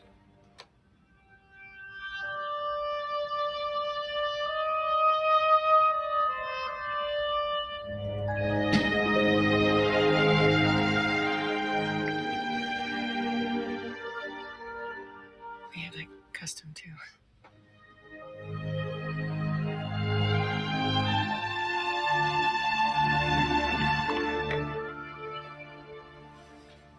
Whoops. Wah, wah, Sorry. wah. There's some stuff in here. Actually, I need your help. You should probably get going. Don't forget Schrodinger. I have been severely blue-balled this day. I may kill that damn archaeologist.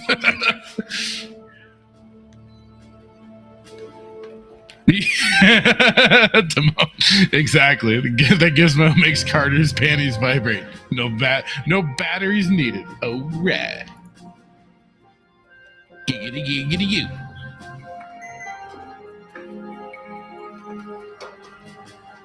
Now, I'll need at least 1 unit of escorts in the rear transport. Come. General Hammond, sir, the refugees, they've disappeared. What do you mean, disappeared? I mean, like poof, sir. They went through the walls. I told you to keep guards inside the room to prevent that from happening again. We were inside the room, sir. I stood in their path myself. And? They went right through me, sir. Attention all personnel. Off-world activation, unknown source.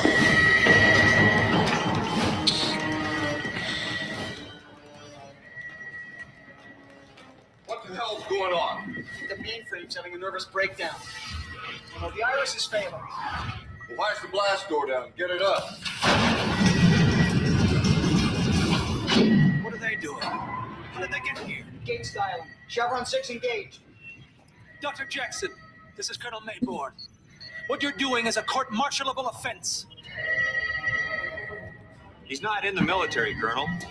And I think it'd be kind of tough to find a civilian law to cover this. I'll have you removed from this program forever if you do this. Chevron 7 is locked.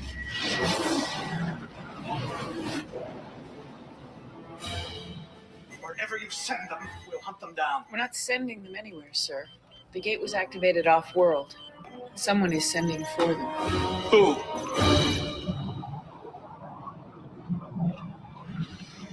Yeah, I'd agree to that.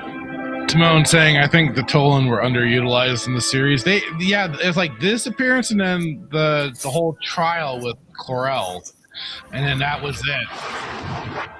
I think they could have had a lot more instances with SG-1 and stuff, which could have been. I mean, they could have kind of filled the spot for the Asgard. That was like a slight in between. The aliens with me. Do not let them pass. Use force if necessary.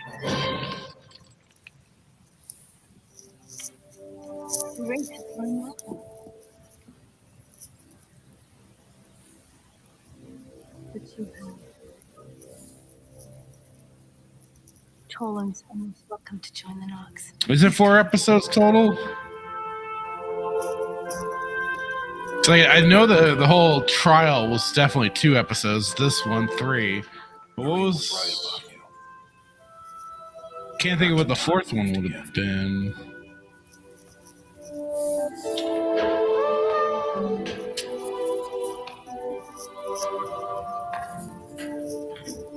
Stop! I think they were underused like the Tok'ra. No, the Tok'ra were overused. No. Yes. This is just a fantastic episode. Oh, I all agree. around. It's definitely one of my favorites for season 1. I'm really upset that Omok died. Well, killed, I should say. No, he was killed. He was basically killed off screen. Like he passed away in his sleep of old age or whatever. Oh, he died in real life. No. I was referring to the character in. Oh, yeah. Yeah. God, I love those people.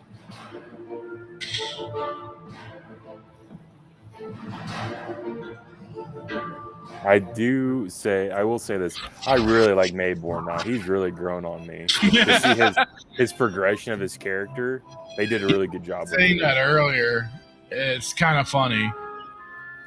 Turns into a snake, and just the dynamic between him and Jack, it's like they know each other on a personal level because they go from saying O'Neill and Mayborn to Harry and Jack, and they get a little more personal. It's almost it's through their interactions too that you warm up to Mayborn. Well, he's a double agent, man. You know, these kids nowadays, they don't know how hard it was to get an internet connection. You know, that beep, beep, beep, you know. The very young do not always do as they're told. You know, I will say that I feel like Hillary Clinton got the idea to bleach her computers from Mayborn.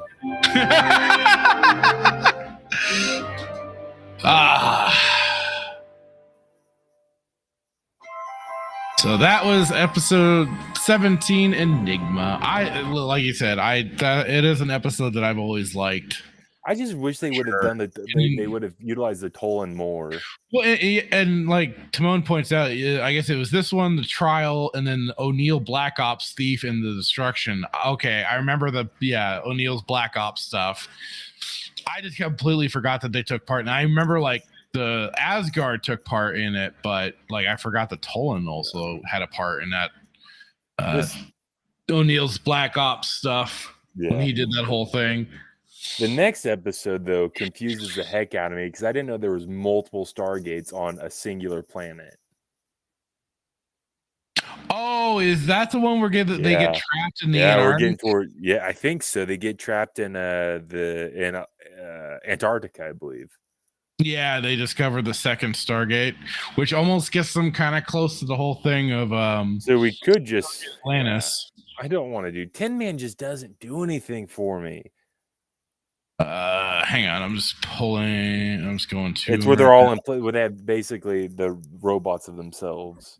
Oh, that one, yeah, that one's not bad. Yeah. Depending on how next week goes, maybe we'll do a double header of Tin Man and Solitudes. Yeah. Because Solitudes doesn't really do. I mean, it sets up. Okay, well, so the episode itself. We can talk about it next week, but it's like a filler episode. It is, but it gets into more of like. I will say this episode really, I think the MacGyver blooper says Timon. It sets up, I think, the dynamic between O'Neill and Carter, and the later season where it definitely it gets to encouraging that a little harder. Yeah, it's like we can't love each other because of our ranks. Said no one in the military ever. Well, certainly current day military, but back then, yes, that was a thing. No, said nobody ever. Everybody's in each other's barracks. Oh boy. But for Enigma, the thing I've always liked about this is that it is like precursor to like the ancients and stuff like that, but this was like our first advanced human civilization, like pure human. The Nox are like something weird. Like they look human. So it's like, is it the ancients, the Nox, Asgard, and Tolans? Are the four? They're the four. Okay. Well, I don't know if the Tolan aren't like the whole like original species or the whole, what was it, the five races thing? There's the ancients, the Asgards, the Nox. What were the other two? The Furlings. Oh, and the Furlings. That's right. Furlings, Asgard, Nox. I forgot what the other one was, but yeah. Or the four races, 4 or 5, whatever. Yeah, Asgard, the Ancients, the Furlings, and then I think it's the Nox. Is it not? Yeah, the Nox is part of that. I'm pretty sure. Needs to be here. He's out watching it. Ahsoka. I think kind of watching this now and with the extra context of like the Pegasus galaxy for Stargate Atlantis, they talk about how they're going well outside their gate system. I'm wondering if that's kind of what they mean, or maybe like more to. I'm curious how the Tolans were able to get the message to the Nox. Based off like some trans-dimensional super space beam. It reminds me of the message getting the message to the mothership with the umbrella and the VTech game. That's how we would do it because we're primitive babies, right? That are just bending space. And then I love it how he brings up Einstein and he's like, no.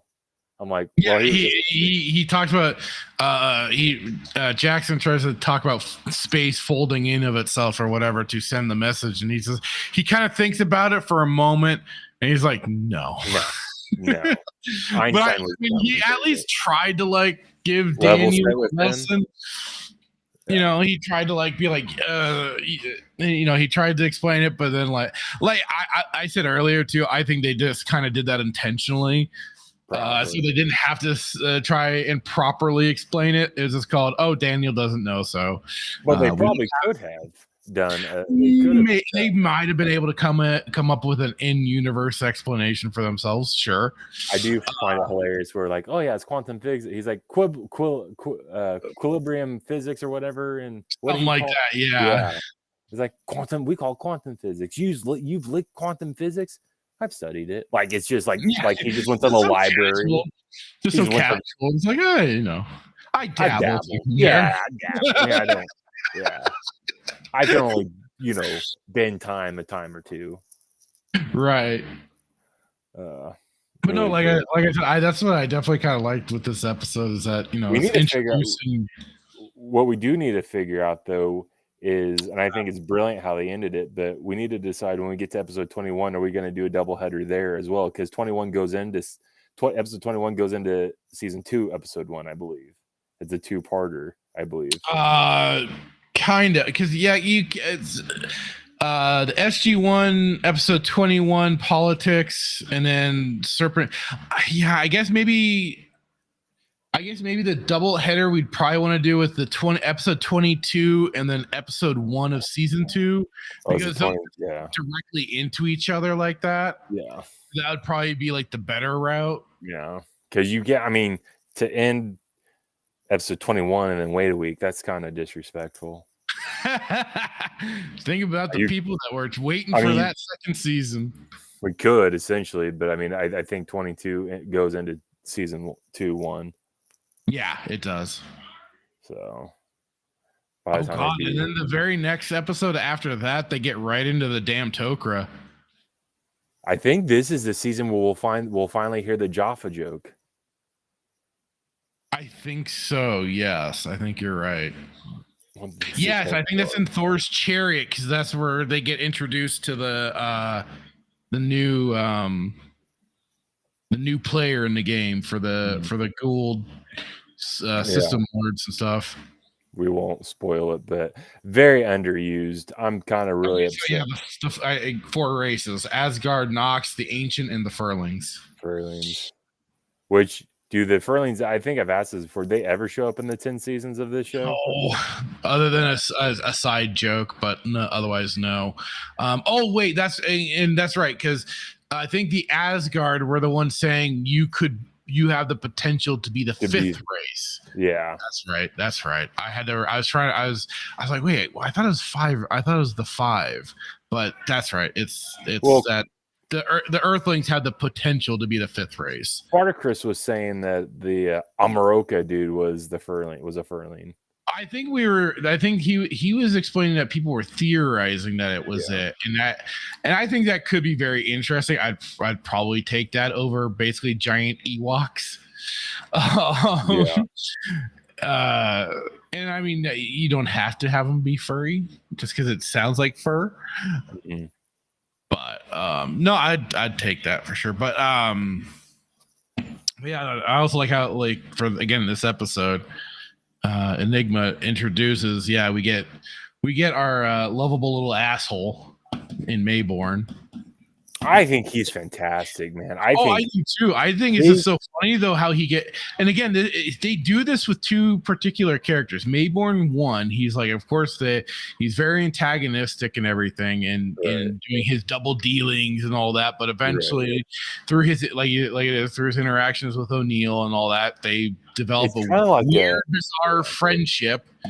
And then, honestly, you end up liking the little bastard. And then they have another instance. I don't know if you've gotten introduced to this character yet, but Rodney McKay. I don't know if you've gotten introduced to him yet. Is he season 5 or 6? I don't know where he comes in. It might be 5 or 6. But look him up. The funny thing is that he is just like, you think the Tolan are just like pretentious and everything like that, but no, McKay like takes it to such another level. He's so egotistical. He's such a smarmy, condescending prick as well. But like it is, he gets shown up by Carter and everything in the SG-1 team.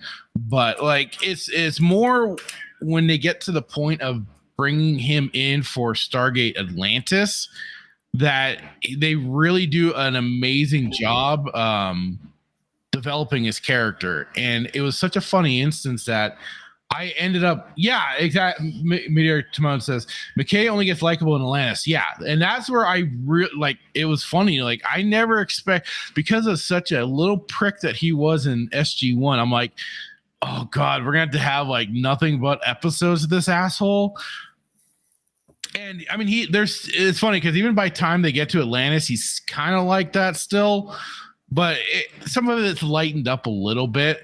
And then like again, his hit for him is his interactions with oh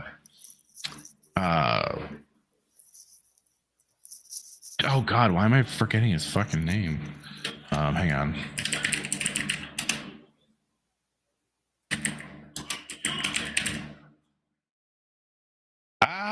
My brain is blanked.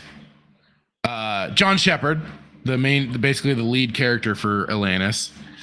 But like definitely they develop their own friendship, and then McKay just kind of does get along with the rest of the team. But it seems to be like between him and Shepard. Also him and Carson Beckett, the other doctor, the more medical doctor versus the scientist doctor that McKay is. But it's just funny because like he just ends up becoming such like I said, a character I never expected to really like and get behind. And one really good episode is very later in the Atlantis series, but it's basically where it's an episode where he is basically experiencing the deterioration of his intelligence. And throughout the episode, he's basically regressing in every facet, slowly but surely. And he gets to a point where he's basically like kind of a drooling child. But like just some of the moments between him and Shepard are just fantastic. And just how he's just kind of like trying to almost come to terms with him being a person of more common level intelligence, so to speak, and everything. Like it's like kind of a humbling moment for him in a way too.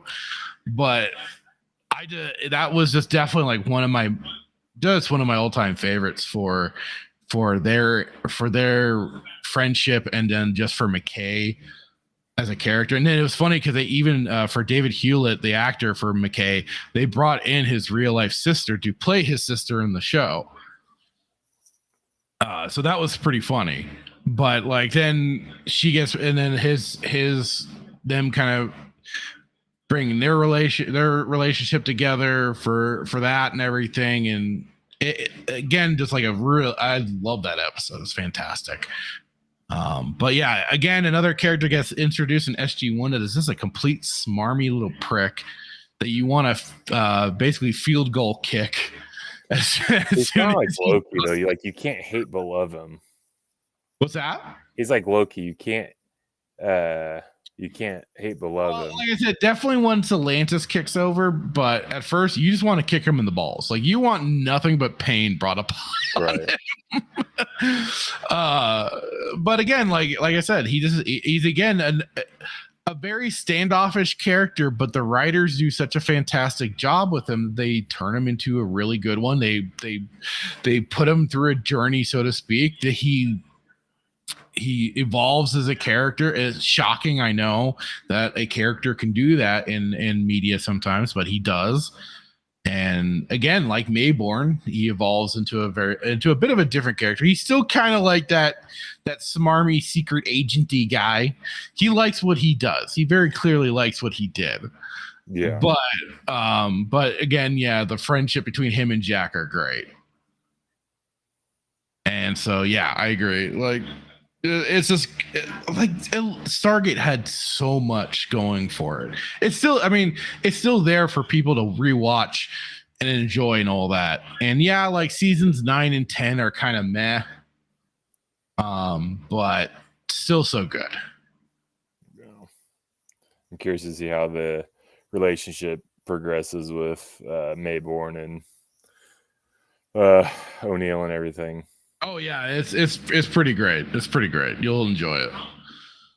If you got to the point where they did the whole him doing the double agent thing, yeah, and kind of getting Mayborn screwed over and stuff. Oh like yeah, it's great, and that's why like he got charged with treason and stuff. Yeah. But yes. Okay, so that's where. Okay, I'm just trying to remember everything that thing takes place after that. Yeah.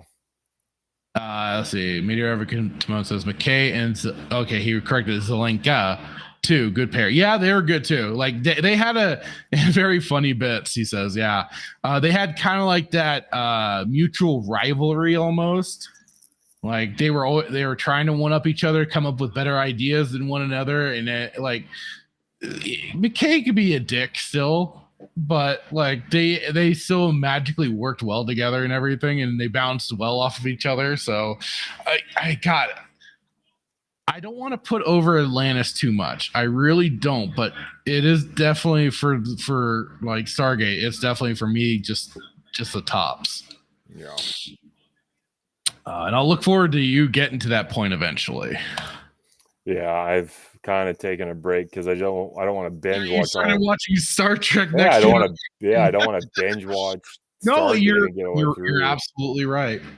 So, and I'm enjoying which is funny because I say I'm not going to binge watch. I'm going to stop binge watching one show to start binge watching another. Yeah. So, Well, there you go. You kind of like you take turns, right? You go through a good section of one show, switch over to another. Repeat and stuff like that. but there's a little bit more Star Trek than there's Stargate because at least I can go to DS9 and whatnot. Yeah, DS9 is one I'm going to eventually watch. Yeah. All right, Yeah, Timon says Atlantis had more characters. They did. They had a lot more characters going on, and they actually handled them all generally well. And I think that came from experience, like that they had SG-1 under the belt, so they were feeling much more confident. I think with working with more characters, and like I said, they kept a lot of threads going. Did a good job with it. Some characters here or there might have fallen to the background, but I feel like they tried to keep enough of them reoccurring. So, hey, Dan Blackred, how's it going? It says only SG-1 has the Hammond bush. This is true. This is true. That's power you can't replicate. Absolutely, you cannot. So yeah, Enigma, great episode. If it definitely like one, definitely top. Definitely top one 5. to watch for season 1 when you haven't already. I'd say top 5 at least out of season 1. Mm-hmm. If you can even, I mean, and that's even hard because there's more than 5 great episodes in season 1, mind you. But oh yeah, there's still plenty of good ones. There's some of them like it is the mid to this kind of like I'd say about 3/4. I'd say about 3/4 of the season's absolutely fantastic, crucial, need to watch. And there's a few like episode 3, as hilarious as it is, Emancipation, probably don't need to watch it. Cold Lazarus, don't need to watch it. Singularity, I don't think. I mean, maybe because of Cassandra's character. Yeah, and she does become a bit of a mainstay. So to have that, Tin Man, maybe I would. How about Tin Man? Because another thing that comes back later in future seasons, and that's why you need to watch it, even as painful as it is. Come try. Yeah. Oh, are you not excited for the funny little fat man screeching? Come try. Yeah. Come try. Yeah. No, I'm not. It's fine though.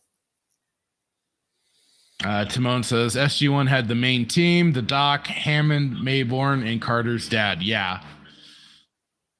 And of course, Apophis making his reoccur, but that's more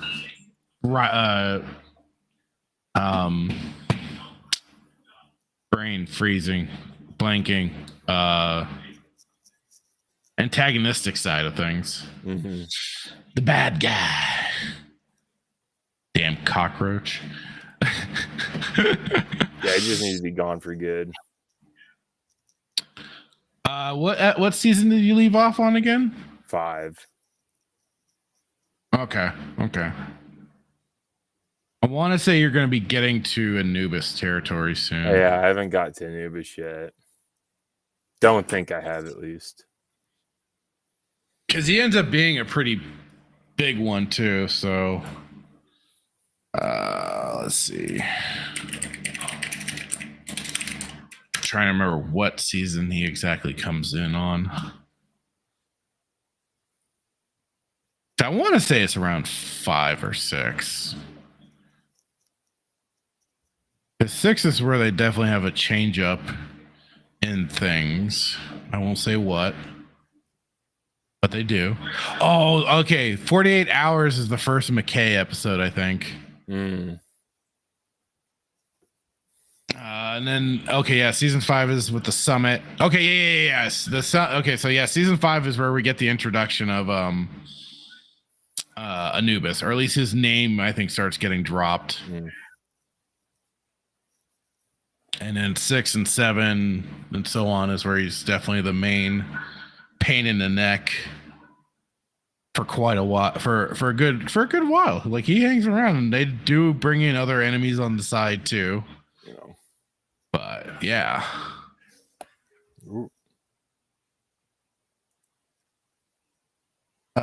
Yeah, Apophis is a villain, yeah. Like I said, the antagonistic side. Well,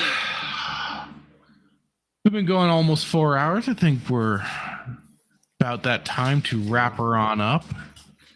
What do you say? Unless you did, was there anything else you wanted to talk about, or? No, we can say. I mean, there is, but we can save it for next week. So we got a lot to catch up on. So a good return, I'd say. A good return. Oh yeah. So yeah, we'll just start. You got anything you want to throw out there, Hitman? No, still working on some stuff behind the scenes, but yeah, when that's 100% come to fruition, we'll be announcing it. Noise. Yeah, so for myself, this Tuesday, let's see, what was it? I believe 9 p.m. Eastern Standard Time. So I think that's like, they're 3 hours ahead of like Pacific, right? Yeah. So yeah, 6 p.m. Pacific Standard Time.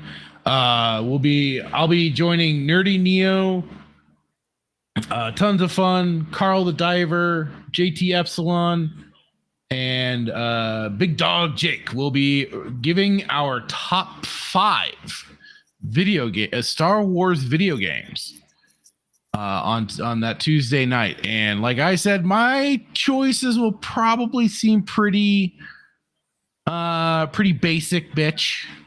It's pretty standard. I promise you, if Outcast isn't included in these top 5, I'm going to cancel you.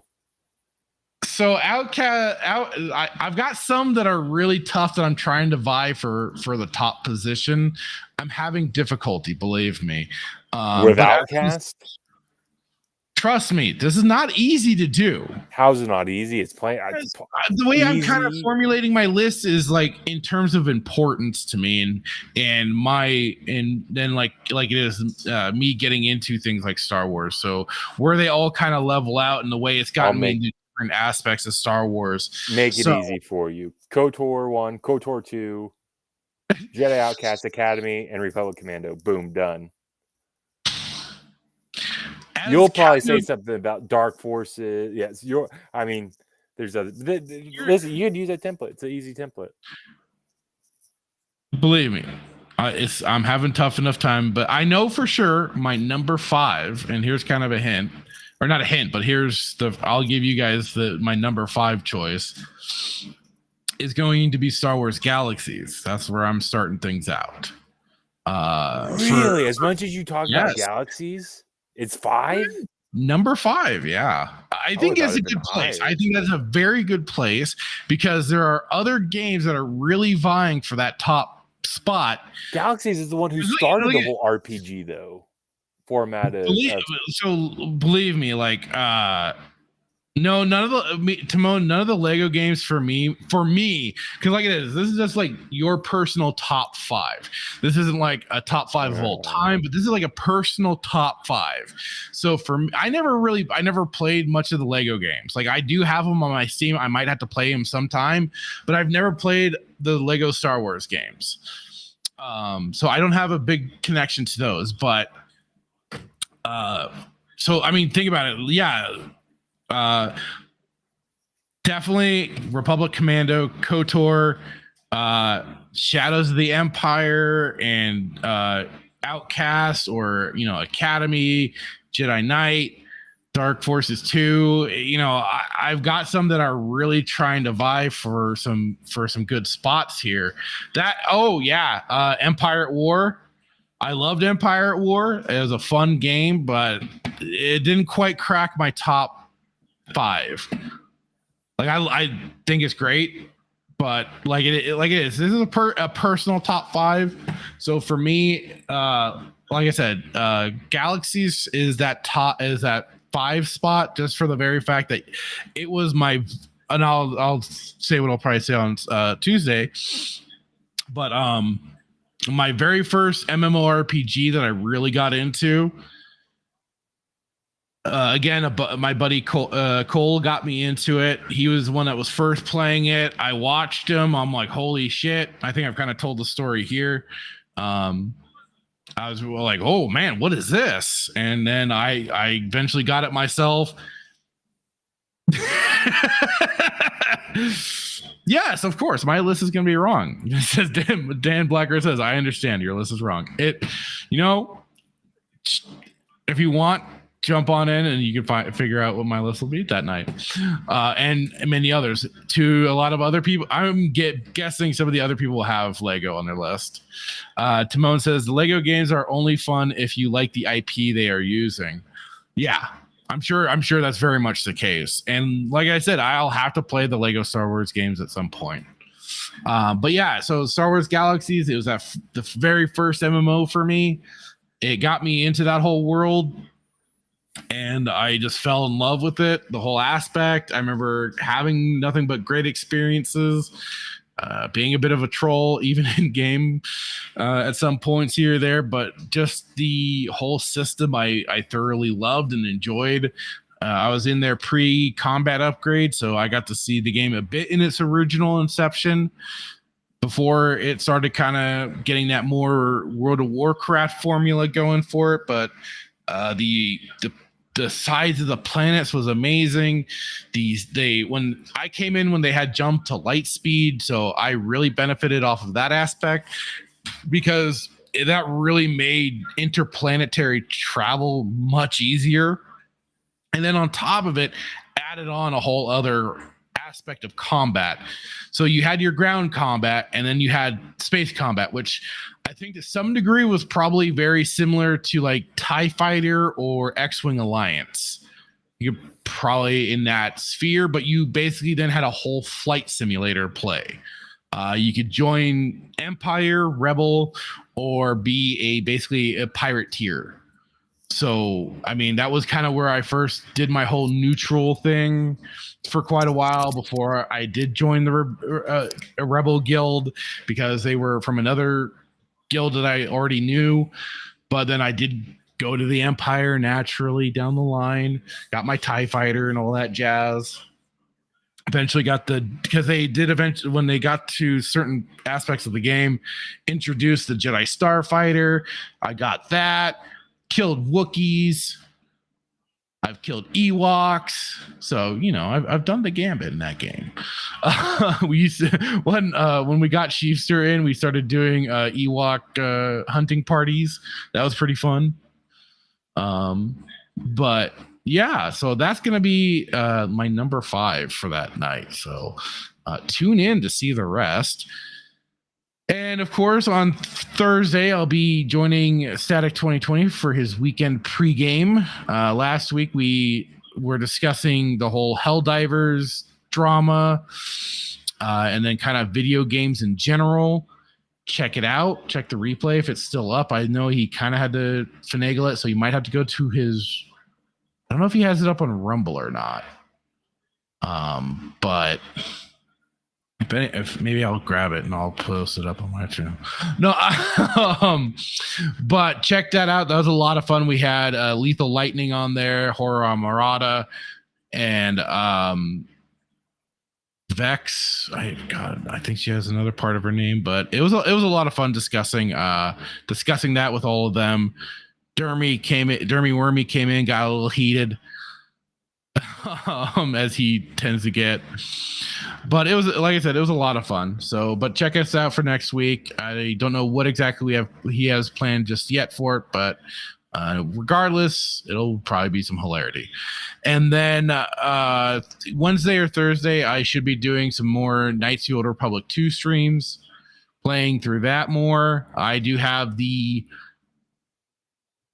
restored content mod plugged in and a few other mods for texture updates and all that jazz, making the game look really nice and pretty. Playing great, loving it, having fun. So do check us out. Do check me out for that. Keep updated and all that jazz. And then we'll be back next Saturday. We're back at it, baby. We're back at it. Same bat time, same bat channel. And then next week's Stargate episode we'll be watching will be... Oh, Christ. I already closed it. Where is it? Sorry. Let me get it. So that was Solitudes. So it'll be Jack and Carter stuck in the ice caps. Stuck on an ice planet. Wink, wink, nudge, nudge. But yeah, so join us for that and whatever topics we have to talk about. And anybody listening, I hope you are also catching the replay. Leave a comment and all that jazz. Smash the like button if you haven't already. And with that, we will catch you next week. Have a great evening, all. Bye-bye. Bye.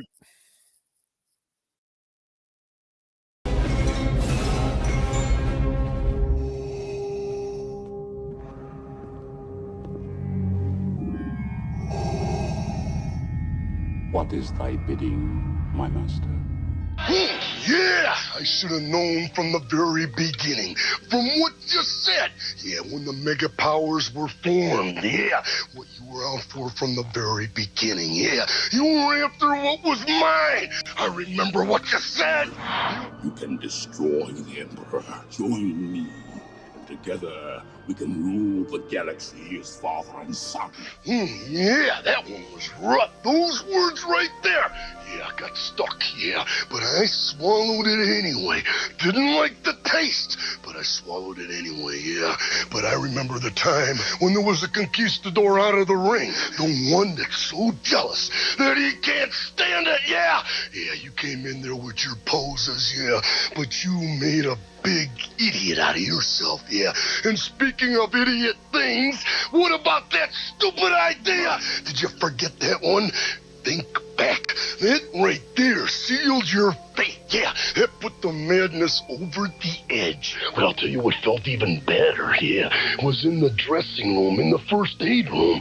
Me being unselfish, yeah, said go ahead, do the thing, yeah. You won't steal my thunder, no. When you take a look at the madness's eyes, all you're gonna see is complete and utter rage!